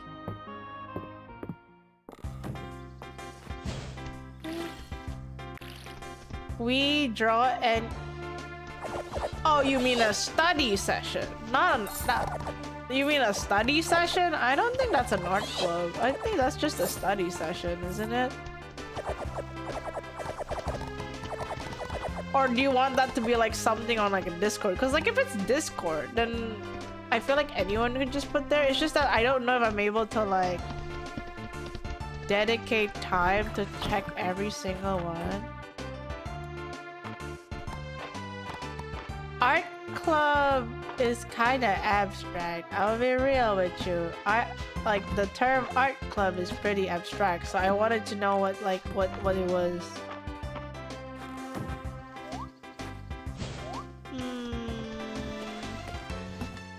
Because the one thing that I still wanted to do is not necessarily an art club. It's more of a study session.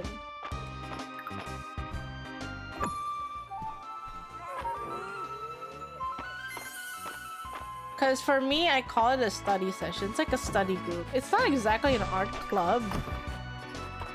Because club means like it's supposed to be like, what? Quote-unquote exclusive. But generally, I feel like it can be like an open study session. In a sense? Maybe? I would like to do that. I'm still trying to like plot out my life right now, so I don't think it's anytime soon, at least if I wanted to have like a study group session thingy. Because I need to plan it between like I need to make my high school timetable vibe kind of thing, okay guys? Like I need to make my high school type vibe calendar thingy where I get to see what are the things that I have to do at the end of every month, like per semester kind of thing. Like I feel like I really need to make that schedule before I can say like I'm doing this and that. Because if I add too much backlog on myself, you guys ain't gonna see me.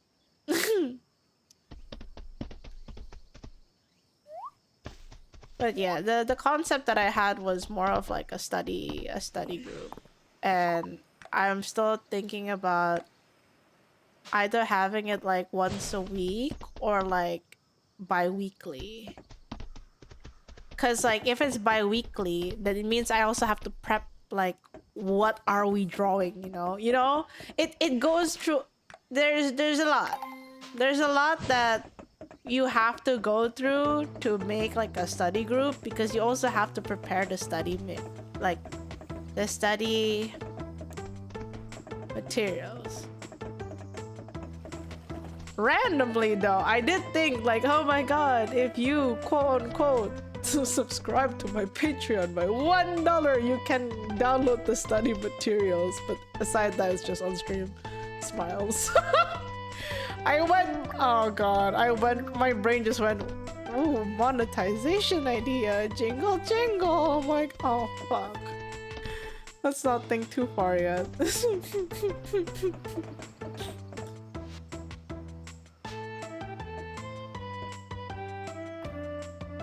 One server I was in did it monthly. And that's the thing, because I feel like that's another commitment, right? I don't want to make a commitment that I can't commit. Hello. Gift item.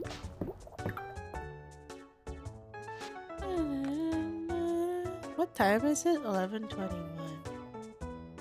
It's almost been 2 hours.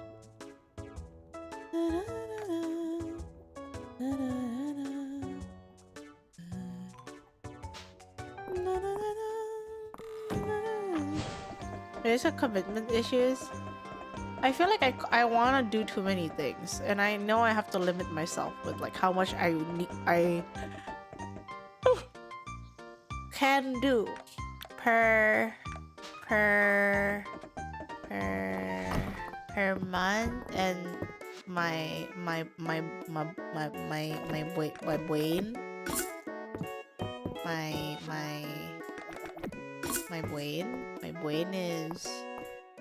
my brain can think of a lot of things, but it cannot think about a lot of things at the same time, or it goes kapoopy. Is that the best way to explain it? Pretty much. My brain can think a lot, but if it think about a lot of things at one time, it goes kapoopy, and then that makes me unable to sleep. And what happens if Ray cannot get sleep? Less streams. Ray, you're saying something I'm relating to too much. I mean, I'm just talking. I'm just talking, man. I'm just talking in Fields of Mistria. What else did I want to do? I think like next week. This week is just Fields of Mistria, but next week I think I might stream FF14 because I need motivation to like level up 5 more levels in in North Horns, basically the occult crescent. So that's definitely something that I think I'm going to stream next Tuesday.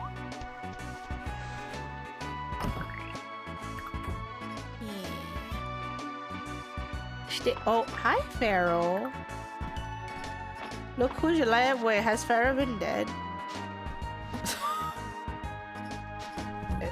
Is that what happened? Because I feel like the internet collectively died the past 2 months. Only like 30% dead. How do we decrease the 30% to 0? What the hell? I go to sleep now. Good night. Have fun stream. Oh, thank you.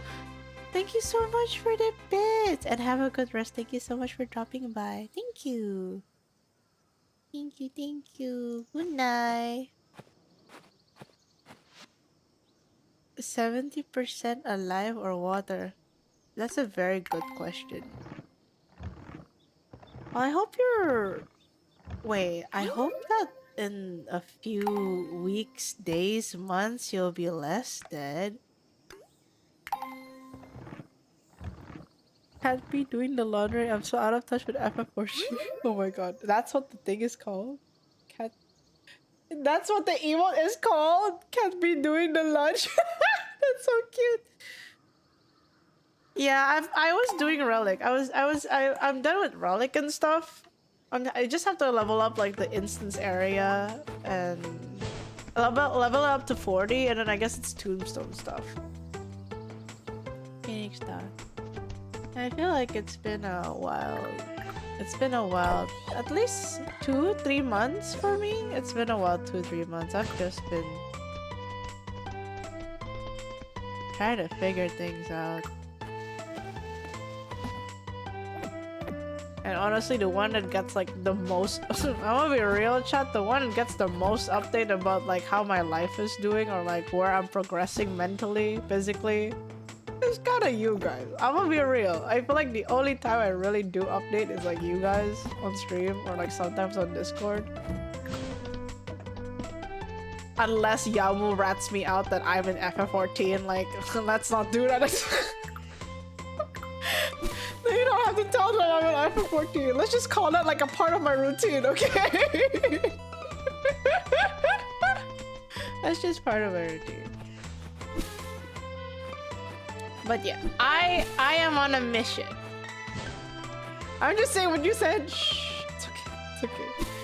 Sometimes people, you know, like when I say it the first time, some people would actually just kind of like, oh, okay. But like when it's said the second time, people are like, hold on, you were there? So sometimes, okay, the magic of things, guys. Sometimes if you say things one time, people might actually not hear it. But if you say it the second time, their brain recognizes the pattern, right? And then they're like, hold on. Yao doesn't need to rat you out. We know your computer is on. Okay. I wish that was the case. I can't. I wish that was the case, but I can't. But yeah, I am on a mission. On...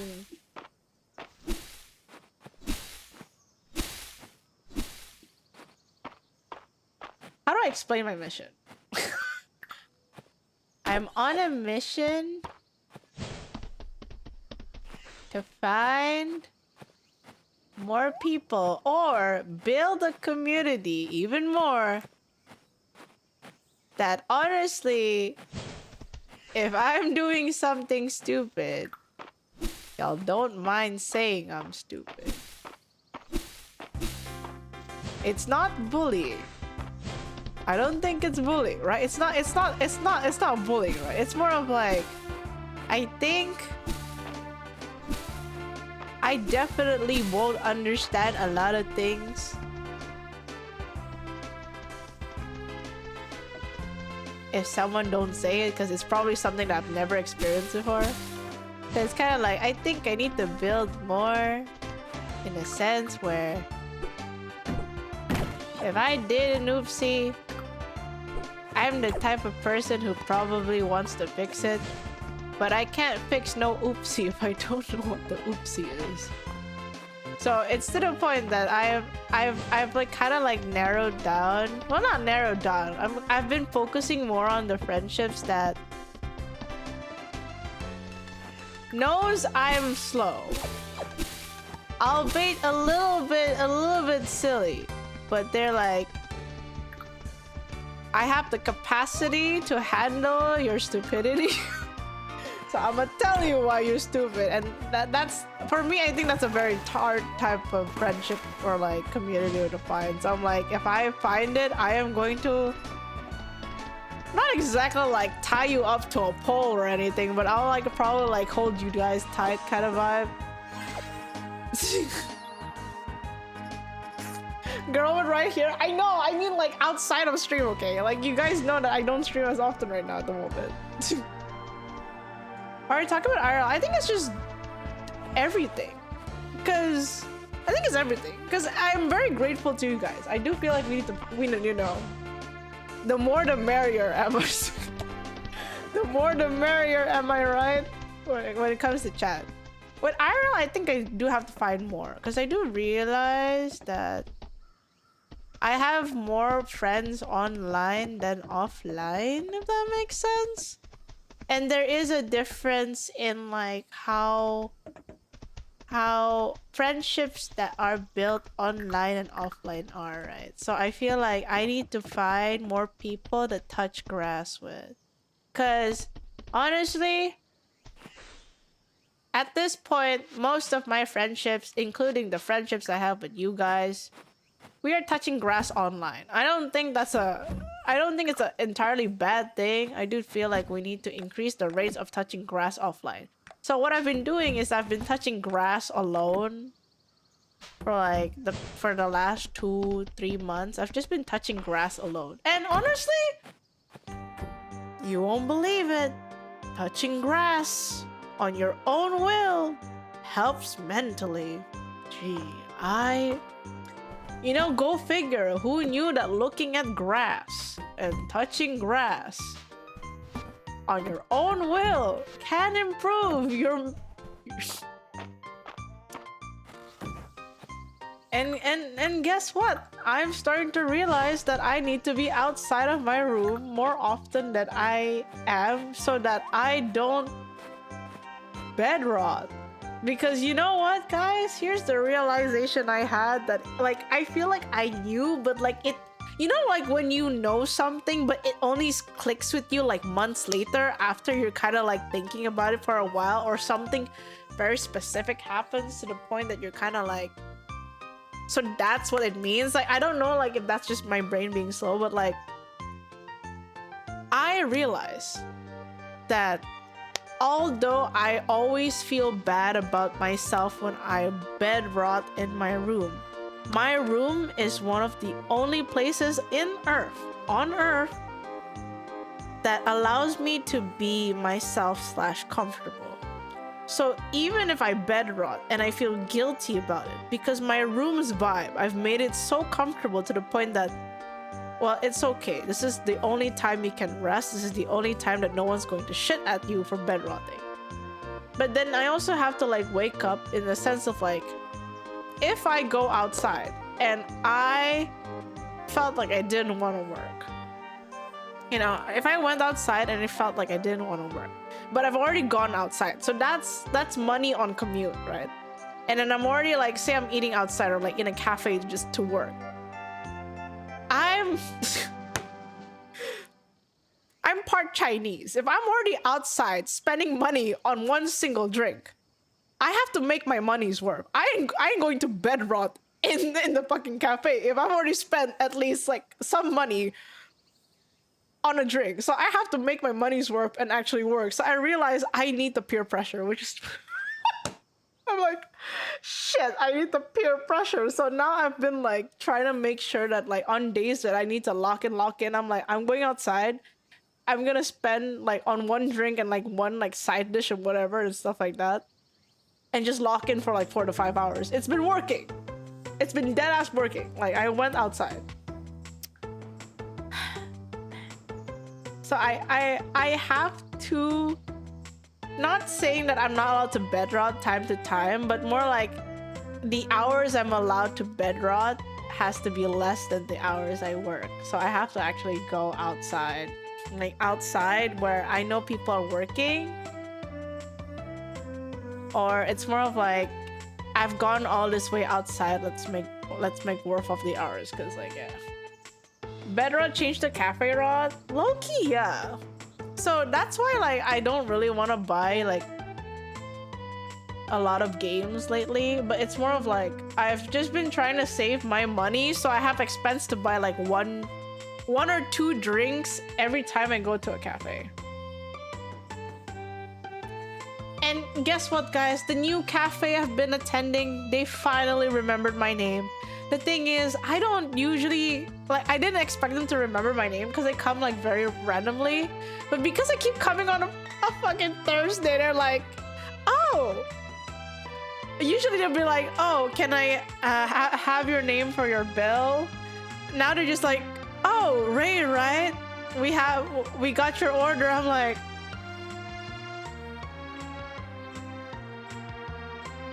you remember now? And it's not one person, it's three. It's 3 out of the 6 people that work there. They already know it's me. They already know it's me because I keep wearing the same, well, I have the same accessories. I mean, I guess who's the girl who wears a lot of plushies on their bag, right? You know, my mom complained about it. My mom was like, there's too much plushies on your bag. And I'm like, yeah, but it makes me happy. It's not your bag. Okay. A little bit snobbish with that comment, which I actually did say.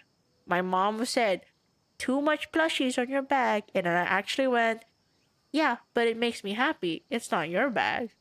I actually said that to my mom.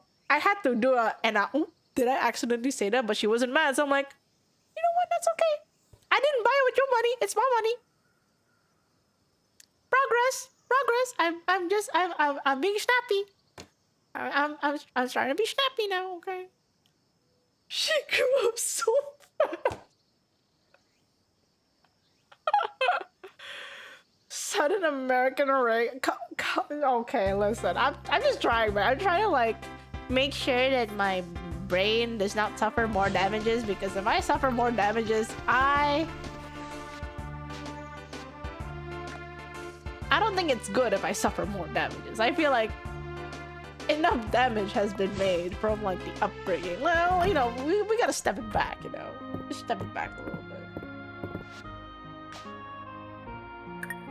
Face absolutely no judgment. Thank you. Thank you. Thank you. I think like, yeah, I've been trying to. You know, there's times where like she would nag and I was just like, okay, you know. I think, yeah. Suffering can only build so much character. That's true. And then the crazy thing is, like, yesterday I felt pretty seen because, like, when I was talking about, like, my ankles not feeling well, my mom, like, immediately blamed it on, like, oh, 'cause you're wearing the wrong shoes. And I'm like, the ankle hurting was before the damn shoe. And the shoe is a sports shoe. So I'm like, it doesn't matter. And then like my coach actually stepped, like my Pilates coach actually stepped in and like I can tell that my mom was half laughing at it.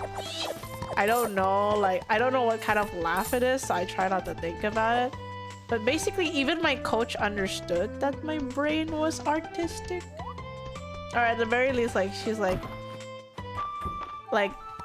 how do you say it? Like, there's 2 types of people in this world where if you say go straight and go right, there are people who will do just that. And then there are some people who like needs to understand why you need to go straight and why you need to go to right afterwards, right? And she says like, well, that's the beauty of people. Like, we need people who can appreciate the things, and although it may affect like how I interpret things, like I take a longer way to understand things, we still need to appreciate it. So my coach actually went and says like, it's not that her shoes are the issues, it's just that her body is not, you know, not exactly like responding as easily as most people, because it has to make sense. Like, my coach actually defended me from my mom, which is crazy, by the way. Like, it's crazy that my coach defended me against my mom, because like my mom was like trying to blame me, like you used the wrong shoes and blah blah blah. But like my coach, because she has like a license for like medical quote unquote medical Pilates, so she does have like clients that has like scoliosis and stuff, and basically she's like, we can't stress the muscle out. Stressing it does not help anything, and mind and body coordination is different from each people, and it can struggle for some people. It's not. And then, you know, my mom was trying to like prove a point that like, oh, but I can do this and that, and then my coach had to say like twice like, yeah, that's balancing, it's not strength. The issue with me is that I have like inconsistent strengths. There are times where, you know how like your main hand should be your strongest. So because I'm right-handed, my right hand should be stronger strength-wise than my left. But in some certain movements in Pilates or like in daily life, my left is stronger than my right. So it's a very like strange thing. Even my coach gets confused about it, but she's like, well, that's the mysteries of life that God has given you. We'll just have to figure it out, like what works or not and stuff like that. So like it's nice that like there's someone who understands, like it's not that I'm making excuses, it's not that I'm like trying to like make things difficult for myself, but I just know that there's something up with my body that is going to cause uncomfortableness, like, because I do know with like muscle training and stuff, the more I force, like you need to like you need to put your muscle to exhaustion for it to grow, right? But you're not supposed to break your muscle or like basically like hurt yourself in the process to make the muscle grow. Like there's a difference between like making your muscle like collapse or like making it exhausted. Exhaustion means it's gonna have like more stamina the next time it reaches that movement, but like breaking is like a different thing. So I think my mom was obsessed with like forcing things to the max, where I know that like I need to be at the very least exhausted and struggle, but like I don't want it to hurt myself, you know, kind of thing. It's strange. Like I think I realized that I think thanks to my dad's personality, thanks dad, that usually I would take things to the extreme as well. Usually I'm very like black and white, because, you know, gray areas makes me confused more than anything. And I realized maybe the gray area, white, like the black and white yes no came from my mom, but like the whole like let's take it slow and try to understand this bit by bit came from my dad. So I'm like, thanks dad, thanks for negating that part of the personality. I'm just like, thank god, you know. It's been I guess it's been liberating that there's not just, how do you say it, I don't really like to play sides and all, but like it's nice to find someone who understands that I'm trying. I'm not, cause like it's not like, even if I finish like the task really slowly and stuff, they understand that like I'm doing it at my current capabilities, right? So it's kind of like, I appreciate that they appreciate that I'm trying my best. At the end of the day, since it's like workout, if I sabotage my own workout, then I'm wasting my own money and my own health, right? So the only person who will have consequences or like benefits is me myself, you know. So it's like there's no point on me trying to like sabotage my own workout. But it's funny that sometimes my mom thinks I'm sabotaging my entire workout. And I'm like, I'm Asian. I am not gonna waste money on something that I'm not gonna do. Yeah. Focusing on that area. Yeah, that's the thing. My mom thinks I'm gonna waste money. I'm like, no, I literally invited you to Pilates because I don't want to waste money. Because like the price for 2 clients with 1 teacher is cheaper than one-on-one. And I'm like, I don't want to waste one-on-one. So I'm like, hey mom, do you want to do Pilates? Because I know you want to be healthy too. I'm too Asian to not... I'm too Asian to waste money, man. I'm too Asian to waste money. I can't. Like, even if I do want to waste money, quote unquote waste money, it's always the food. Or like something that makes me actually happy and like it motivates me to do things like FF14. Some people can call it like a waste of money, but like for me, that makes me happy. Or Japan. That's true. Hey, Japan is going home, okay? So that's 2 different things. Okay, let's see. Aelin is at 7 hearts. Juniper is still at 6. Why do I have these magic things?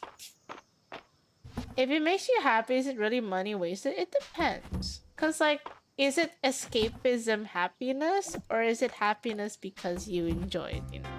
Like, you have to be able to differentiate that, right? There has to be some money spent on entertainment, or else why would one work at all but to survive? You know, that's the thing I don't understand. Wait, actually, real question to y'all guys. You know how like, okay, I don't know if you guys got this sentiment. When I was growing up until this day, I love plushies. I love dolls because for me, plushies makes me happy. But I know after a certain age, I think my mom was like, you're not a kid anymore, stop buying plushies. But like, as a kid, I can't buy anything. And that's from my parents' allowance as a kid.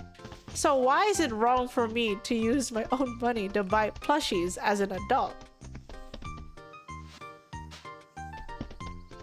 You know, like as a kid, you can't really buy anything. But why is it that there's this whole like stigma of like, don't play games when you're an adult. Don't what you call it? Don't buy plushies when you're adult. Don't buy things that isn't like worth it or stuff like that. You know, it makes me think like, are adults not allowed to feel joy? I feel like it's sad not to have joy. It ain't wrong. It was worth the investment to go to Offline to meet amazing people like you. Yeah, sad. Yeah, our meet and greet was very short. It was a very short meet and greet. I wish it was a little bit longer, like maybe 2 or 3 minutes. Yeah. It's less to do with money in the case. It's more of like this idea of maturity. Boomers think you're supposed to stop enjoying stuff till when you hit 18. I've heard a lot of it's my parents didn't let me do it, so you're not allowed to do it either. Because unfortunately some people aren't taught to mind their own business. In my birth country, the society was similar in that regard. It's social conditioning. I support buying Happy Meals in your late 30s. Oh my god! Yeah! Wait, no, sometimes I look at the Happy Meals in Japan and they have like the cutest things and I'm just like, I'm feeling like a Happy Meal kid right now. And I feel like I want to get a Happy Meal in Japan. Because this stuff is so cute. Yeah, Happy Meals are expensive meals now. What's up with that? What's up with that? The answer to your question is the premise is fallacious. There is nothing wrong with using your own hard-earned money with the things you enjoy. I guess it's more of like, I wonder why people... Is it shame? Is it shame? Maybe, I guess it's shame. Maybe because I am the first daughter, and I guess I'm not quote-unquote mature enough in my mom's standard. So it's kind of like... Well... I guess it's an image. It might be image, isn't it? Yeah, it might be image. Damn. Why image gotta be... Why is image running around in society? Why do we need image? Oh my god. Oh, I forgot that as a streamer you also need public image. Guys. I'm pretty much the same off and off stream. The only difference on stream is that I talk more than you guys. Off stream, I'm just silent. What? I'm so silent off stream.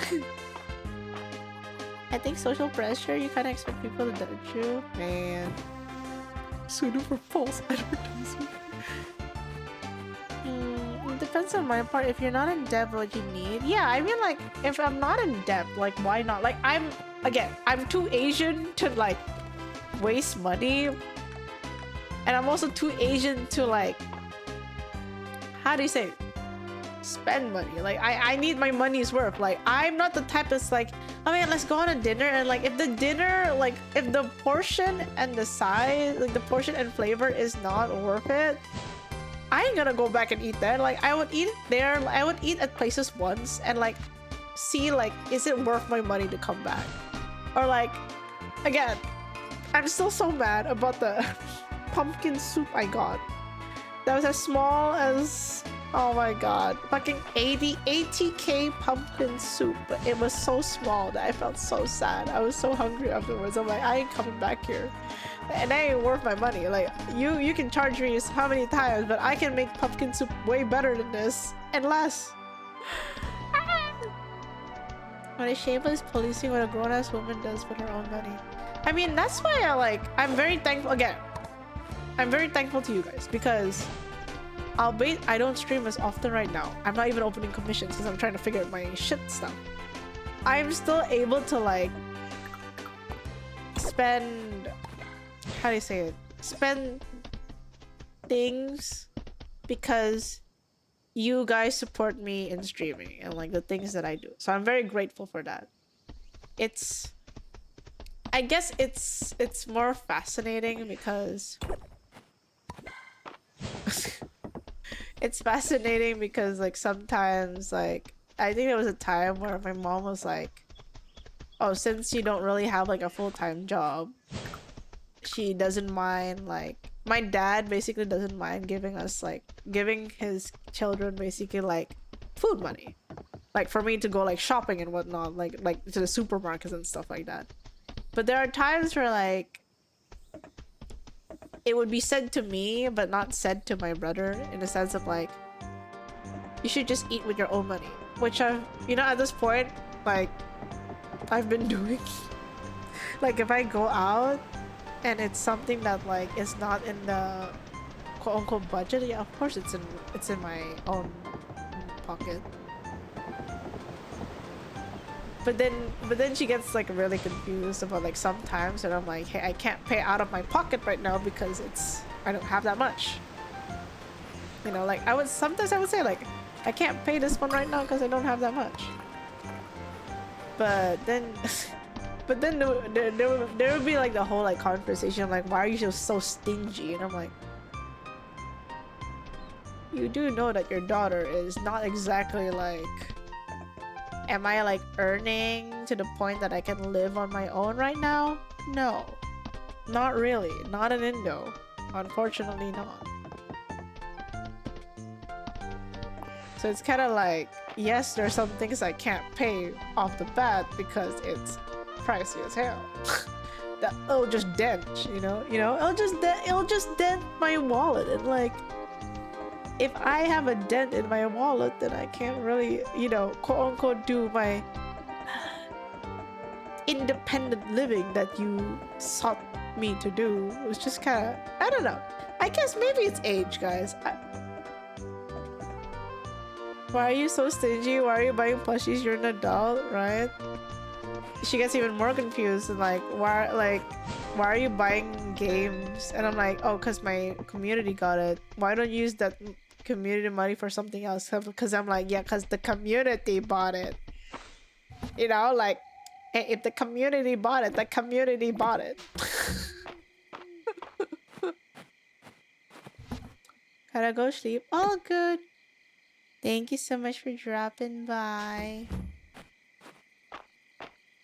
Philosophical. What is philosophical? Philosophical.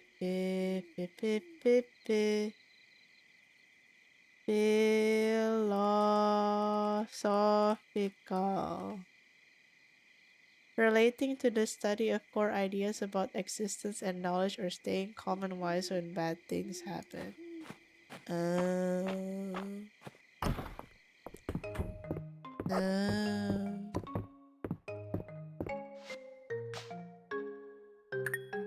I guess as someone who doesn't understand a lot of things in the world, I end up being philosophical because I feel like the one thing I want to do is to understand things. And when you can't understand things,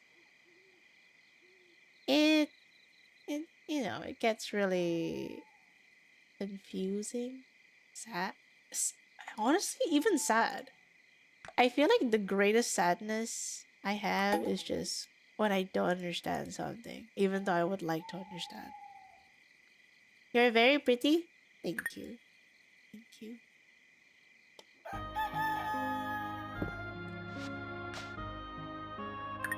Okay, come on. We gotta get these hearts up, man.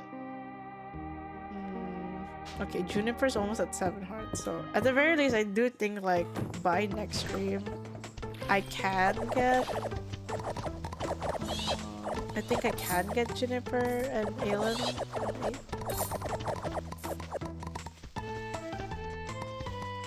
Paid chatter? How dare you? Paid chat.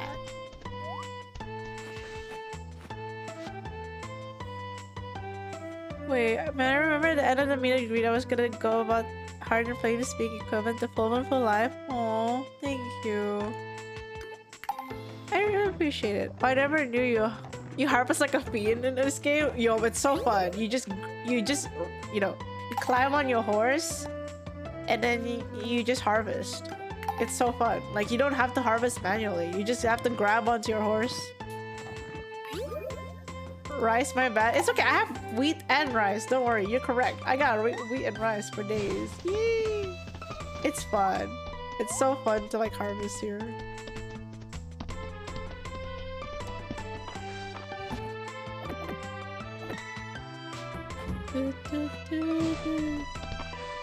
Yeah, I know. The 1 minute 30. I'm so sorry again. I'm also sorry that I had like technical hiccups. I was really confused about what's happening. I'm like, oh no, I got technical hickeys.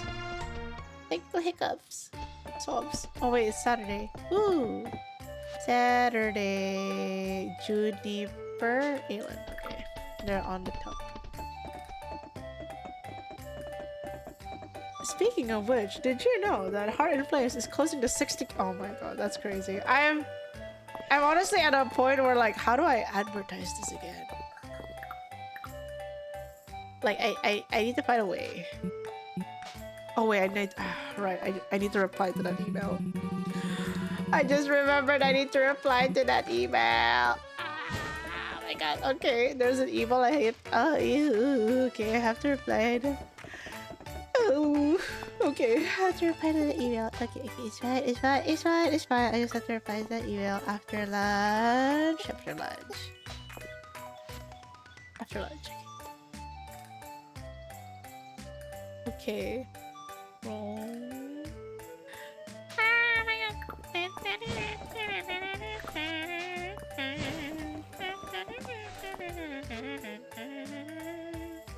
We love ignoring work emails. It's not that I'm ignoring it. I forget. What I do not see clearly does not exist in front of me. Smiles. I simply feel that I don't think it exists in front of me. I'm gonna buy these.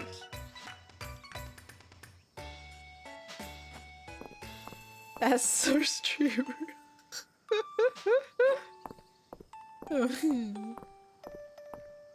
Harry played is such a powerful song and the instrumentals go so hard. Thank you. Animated wallpaper? How do you make animated wall? I could try. I could try to ask. Yeah. Oh fuck, I just remembered. I was supposed to also record the Japanese version of Heart and Flames. Oopsie. Oh, that's in my backlog too. I need to remember my backlogs, man. Wait, wallpaper engine? Don't I have to animate it first, then import it to wallpaper engine? A Japanese version? Yeah, I have trans lyrics that I commissioned, and I also had Yusan helping me out with the Japanese. So I have to actually like sit down and kind of like mix between the two if possible.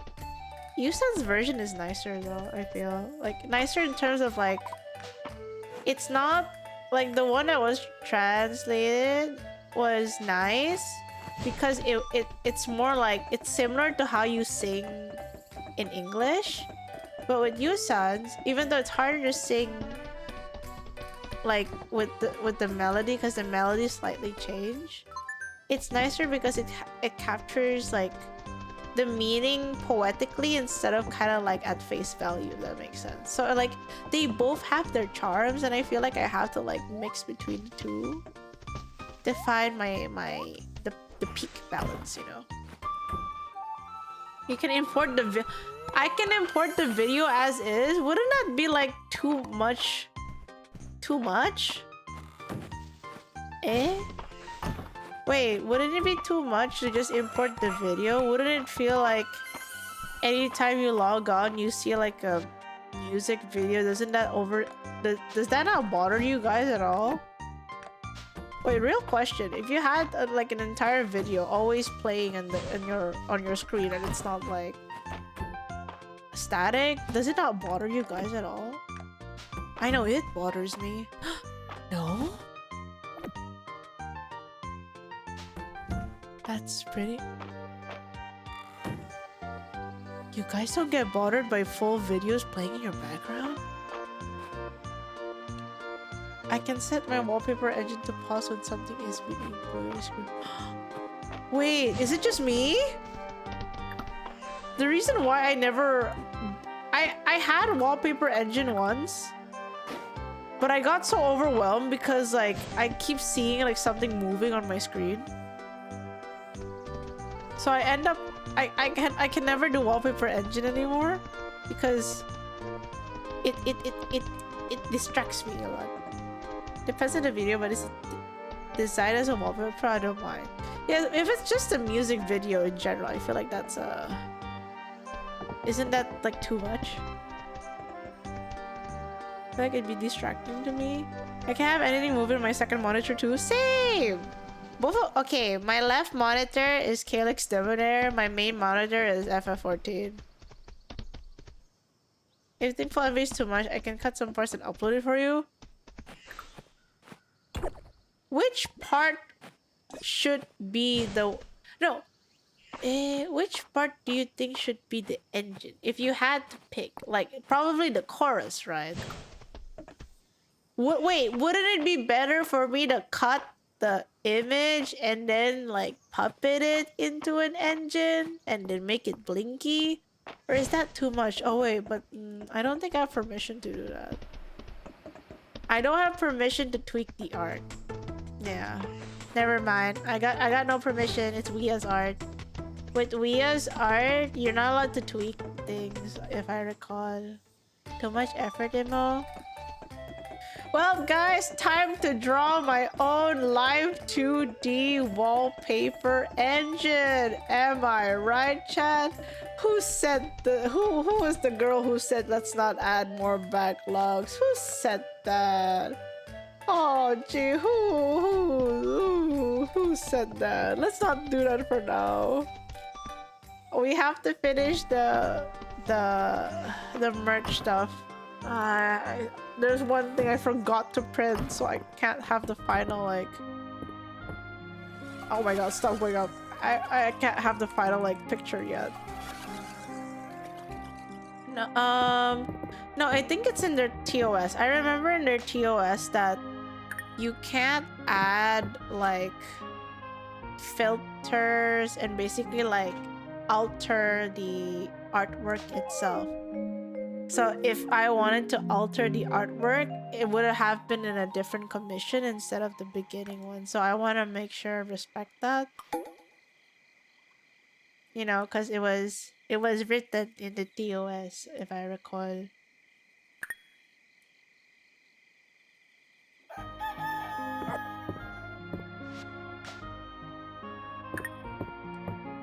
Sorry that you're just seeing me like spend the days, but like we gotta get the hearts.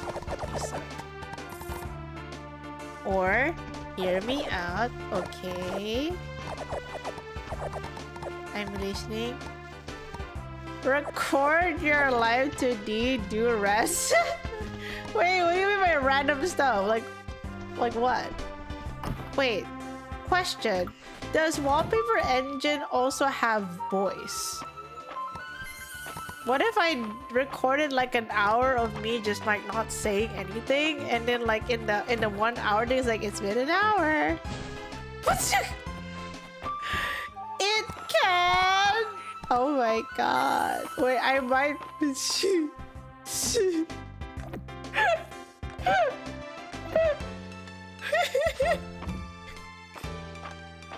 Bless you? Oh no, I didn't sneeze. I didn't sneeze. I was laughing. Cause that's funny as hell. 1 hour of silence randomly interrupted by Ray on loop. Honestly, sounds kind of lit, don't you think? Should I do that, chat? Never ran so fast to my PC just to ask, please, you. Oh my god. Do it? Okay. What do I do per hour? Or a Pomodoro? Oh. Pomodoro. Wait. Wait, it's... Ooh. Hey, it's possible, you know? Wait, it is? Wait, hold on.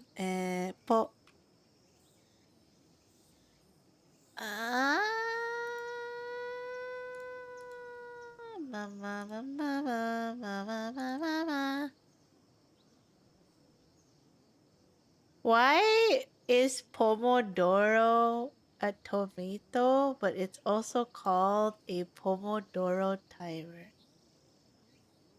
Oh wait, I have some random brain noises. I can make it myself. I forgot both you and Yahoo have so many like random voice, like random shit I say. We are a community. We must share the work. So do you?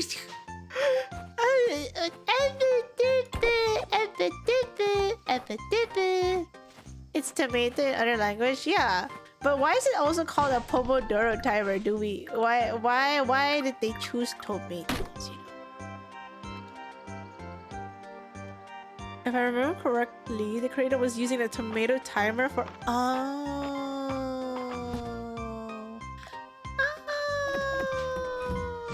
Naruhojo, raelaveire official soundboard. Honestly, actually, ain't that just Tanja? Ain't soundboards just Tanja? Or is that different?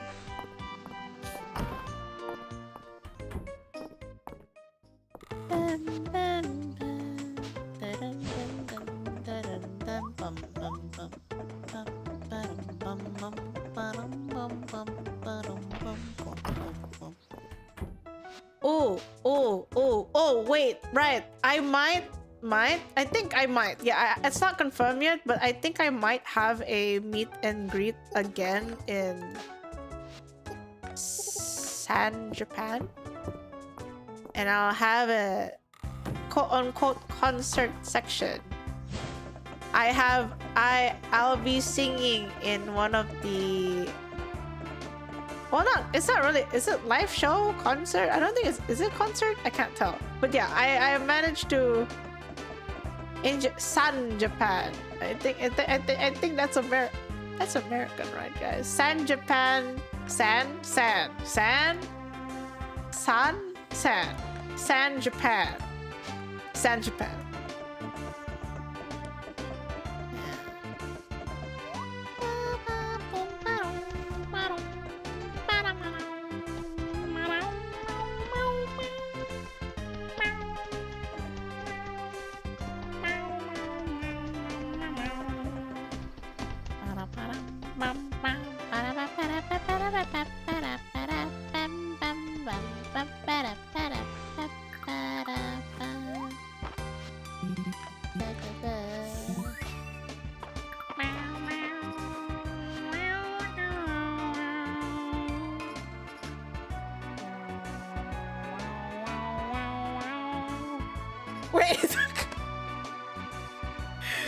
Wait, why'd you clip that? Have I not done that on stream? Wait, have I not hummed that way? I thought I... Have I not hummed like that? I feel like I have. Is this getting... Wait, actually I just realized, NFS, don't you have... You know how like Discord has those soundboards per server? Doesn't that mean you can just add the soundboard to the Discord? So like, what? Do you guys want my random voices as Discord audio soundboard? I guess. I mean, because we don't use it in the Discord, but it would be, I guess, one usage. I think I added some already. Is that why you got like the let's unpack that? Wait, did you put it on a... Hold on. Did I not even look at it? Oh my god, I can't even open Discord right now. It's grayed out. Wait. Why is my Discord grayed out?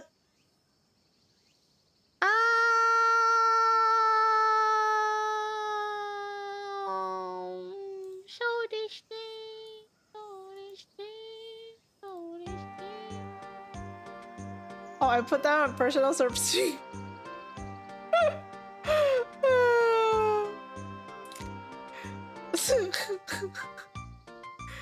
I do say the most randomest shit. Oh wait, hold on. What soundboard? How do we know what soundboards? Soundboard is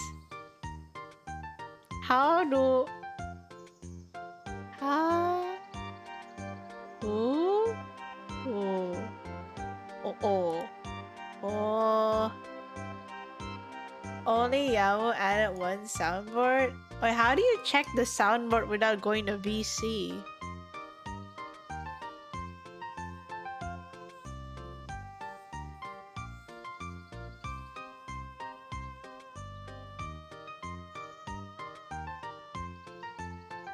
It says rain, yeah, but it's just you screaming. What's That's in the soundboard? Shit.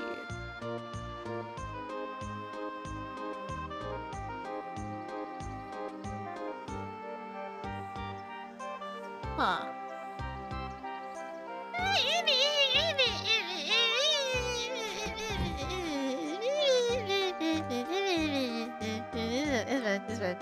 It's fine. We're fine. Okay. I got them at 7.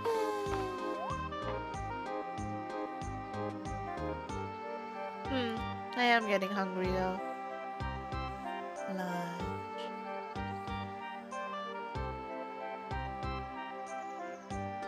currently going to Mag West next. Oh my god, Lotus Juice is gonna be there. Oh. Wow. If I manage to like sing with Lotus Juice, that's crazy, but I feel like we gotta work a lot. Hi, getting hungry though. I'm RTF. Yeah, I'm getting hungry. I think I'll stop at 12 at the 3-hour mark, so in like 19 minutes. I know I started early, so sorry about that. I haven't been able to stream as long since we have like 3 streams. That's fine. Yeah, so we'll end the stream in 19. Short streamer, guys. I can't yap that much, and honestly that's another thing we can talk for 19 minutes. I realize it's easy for me to yap about myself, but it is very hard for me to yap about things that I'm particularly not obsessed interested in. Does that make sense? I feel like I yap a lot when it comes to deep shit. But most times when I'm gaming and stuff, I think I'm always the type to be a little bit more quiet, on the quieter end. Yeah. So although people like hearing me yap, I think it's mostly about message. That may or may not. What do you mean? Again? Again?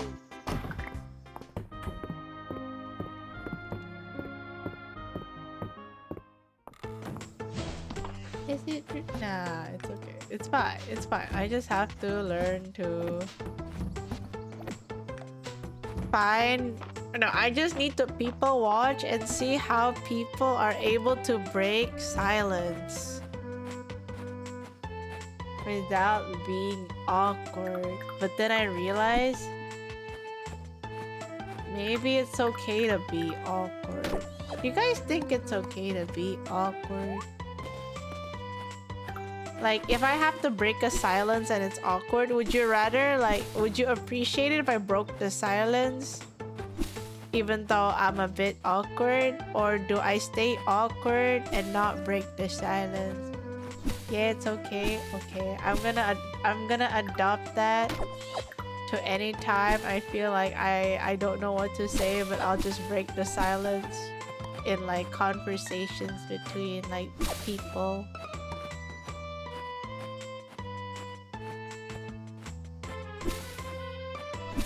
Damn, social cues. Oh. So many things to learn. At the meet and greet, you were doing amazing. Would have loved to yap with you for 30 minutes. Okay, here's the thing. It's easier for me to yap with someone one-on-one, but in a group setting, it's a bit harder. Because one-on-one, I can basically like pecu my interest to you as a person. Like, since I have it in my mental brain saying, okay, everyone is in this event, so I want to ask about your itinerary, and then we talk about you. And then we talk about you, because that way I get to know more about you as a person.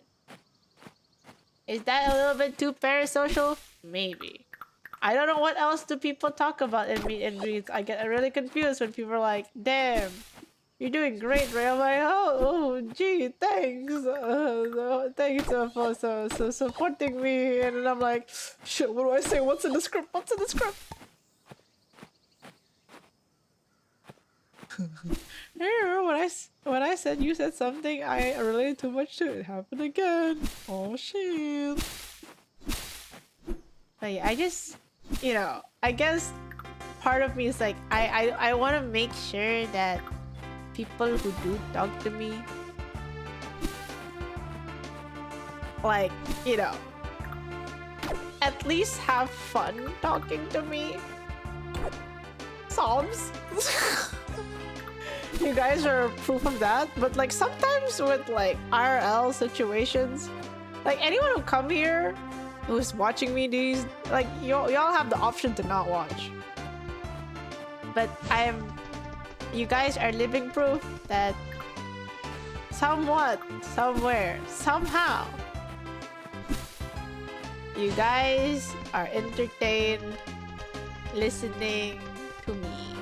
However, in RL situations where it's not streamed, it's a little bit harder to figure out because you meet people like, you know, day to day, and sometimes you really can't tell if they're like they want to listen or they're stuck listening to you. I'm really fun even when I'm listening. Yeah, I'm glad. As long as what I say is nice to listen to, I guess. Like too many people, you can't tell. Yeah. Ray, you're amazing. Aiming it from the outside, you're fine to me. Internally, the nervousness is there. I feel that. Thanks, man. I'm trying. Like, I want to be that positive. I want to be not positive. I want to be that confident girl. It is not easy, but I try. I do realize, although like it's easier for me to speak about myself, like to yap, I do realize that when I talk about myself, because I know that not a lot of people are okay with how I am. I picked up that I stutter, or like, you know, like when I say like you know, the stops and like stuff, and I'm just like, I can tell that I am somewhat nervous. So I'm like, although yapping is like the one thing that I can do about myself, I can tell that I am still particularly nervous about it, but it is the one aspect that I decided to share to the internet, and it has done more goods than bad. Of course, bad things has happened for me being a bit open about myself, but I think it weighs out more of the good than the bad. So I'm patting myself in the back for the girl who decided to go to the internet, because I do feel like it has more benefits than not. Yeah. Thanks, chat. Thanks, guys. You guys are great.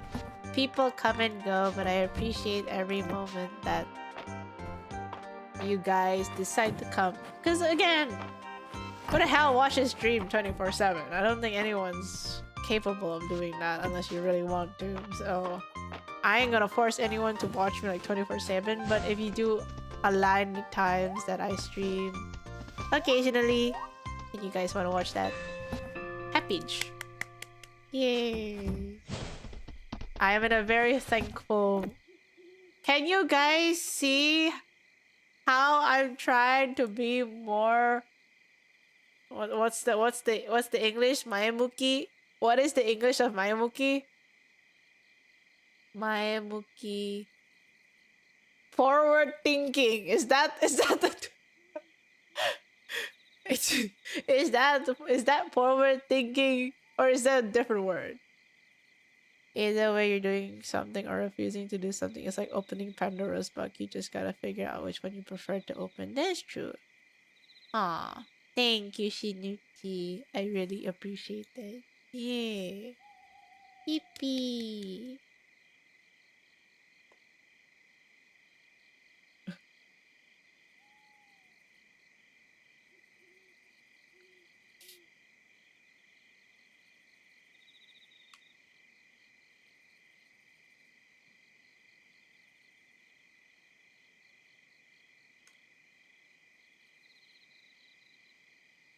I would say confident and vulnerable with your inner self. Ooh, true. But honestly, at the very least, I'm having fun. I'm having fun learning about myself again. It's been pretty fun seeing what I can enjoy. Yeah. At the very least, I can at least say to myself in 2023 when I was really dead and depressed, at least I'm not... I don't think I'm that bad anymore. I think to some degree I've negated it. Like, I mean, sometimes there's a relapse and whatever, but like... I try. Damn, I feel like YouTube's gonna be like so confused. Like YouTube's gonna listen to this VOD and be like, wait, where's their chat disconnected? What the fuck is that? Hold on. I feel like YouTube VOD is gonna be so confused because it's like, oh, the chat did disconnect once. How does this work? Oh, that's long. Oh, that's short. Oh, shit.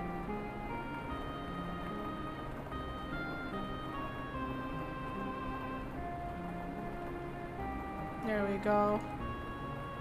YouTube VOD is gonna be so confused. I put this as Fields of Mistria, but I'm talking about life. This is why I feel like I don't know if I should stream on YouTube sometimes. I'm like, ah. Is it a little bit too different topic-wise? Life. Just retitle it? Oh, I was here and rarely chat. No, all good. It's more of like, sometimes I get worried when like I say it's a game stream, but I'm not talking about the game. I am playing the game. Like, talk about the game sometimes, but like, I talk about life so often. And you know, the funniest part is that I made the title like, yo, elf girl, yo, elf farmer girl, yo. And I'm like, so what, life? I like the game in the yap. I appreciate that. Really, I really do. I really appreciate that. Wow, guys. But yeah, I think I'm gonna go end the stream. I wanna go have lunch. I swear I'll stream at 10 a.m. next time. Instead of 9:30. I know I started half an hour early because I'm like, I can't wait. Yeah. No, it's okay. Wait, it's fine. Because you know what? The next two streams... the next two streams is at 8 p.m. GMT plus 7. Yay! The title is hilarious for the new arrivers though. You know, yeah, it's kind of like the double whiplash, like, yo, the shining power elf, and then comes in like, so you know, updates about life, and like, you know, life, and like, hold on, like, talks about the farmer elf shining in life, you know. It was great hanging out before bed. I appreciate the extra half hour. Yay! Sure, the forest will allow you to stream at 8 p.m. I forgot about... Shit, you're right! I forgot about the 8 p.m. deep. Oh, man. I forgot about the 8... No. Oh, fuck. Oh, fuck. Wait, it's the 8 p.m. Oh, fuck. It's the 8 p.m. Oh, fuck. I forgot. You know what? Yeah, pray for nighttime stream to be, not edge. Thank you, Ray, even though you're still in the stream. No, thank you. I have been thinking about streaming in the afternoons as well instead of like the mornings, but I'll vibe check. I'll vibe check with myself. So on days I can't go out, I think on Thursday, if I can't go out to work, I'll probably just work on stream, which is like in the afternoon. So we'll see that. But yeah. Thank you everyone for coming to today's stream. Thank you YouTube as well for watching. Yippee! Now, who do I raid? Yeah! Who do I raid? Hold on. I want to see if I can raid someone that I haven't raided in a while.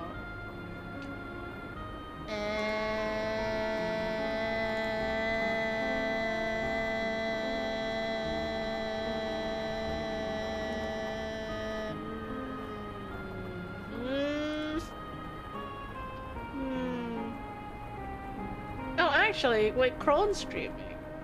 We'll raid Krone. Krone has been like visiting our... like, what you call it?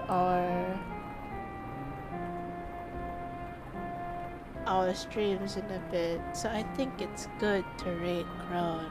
Is that how it works? Did that work? Did that not work? I can't wait. Hold on. Damn, it failed. It's cringe, Rain. Oh my god, stop. Hold on. You know, when I was about to enter, it refreshed. It refreshed. My Twitch got refreshed. Oh my god, stop. Oh my god, stop. Oh, do I have to use the ad? Do I have to use ad? I thought I don't have to use the ad. No, isn't it not without the ad? Wait.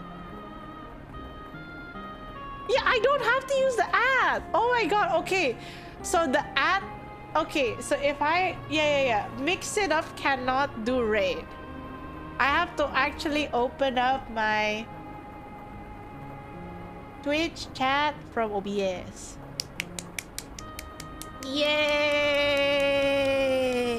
Yeah! Alright. Thank you guys. Thanks for letting me womansplain my disappearance of 1 week and my thought processes so far.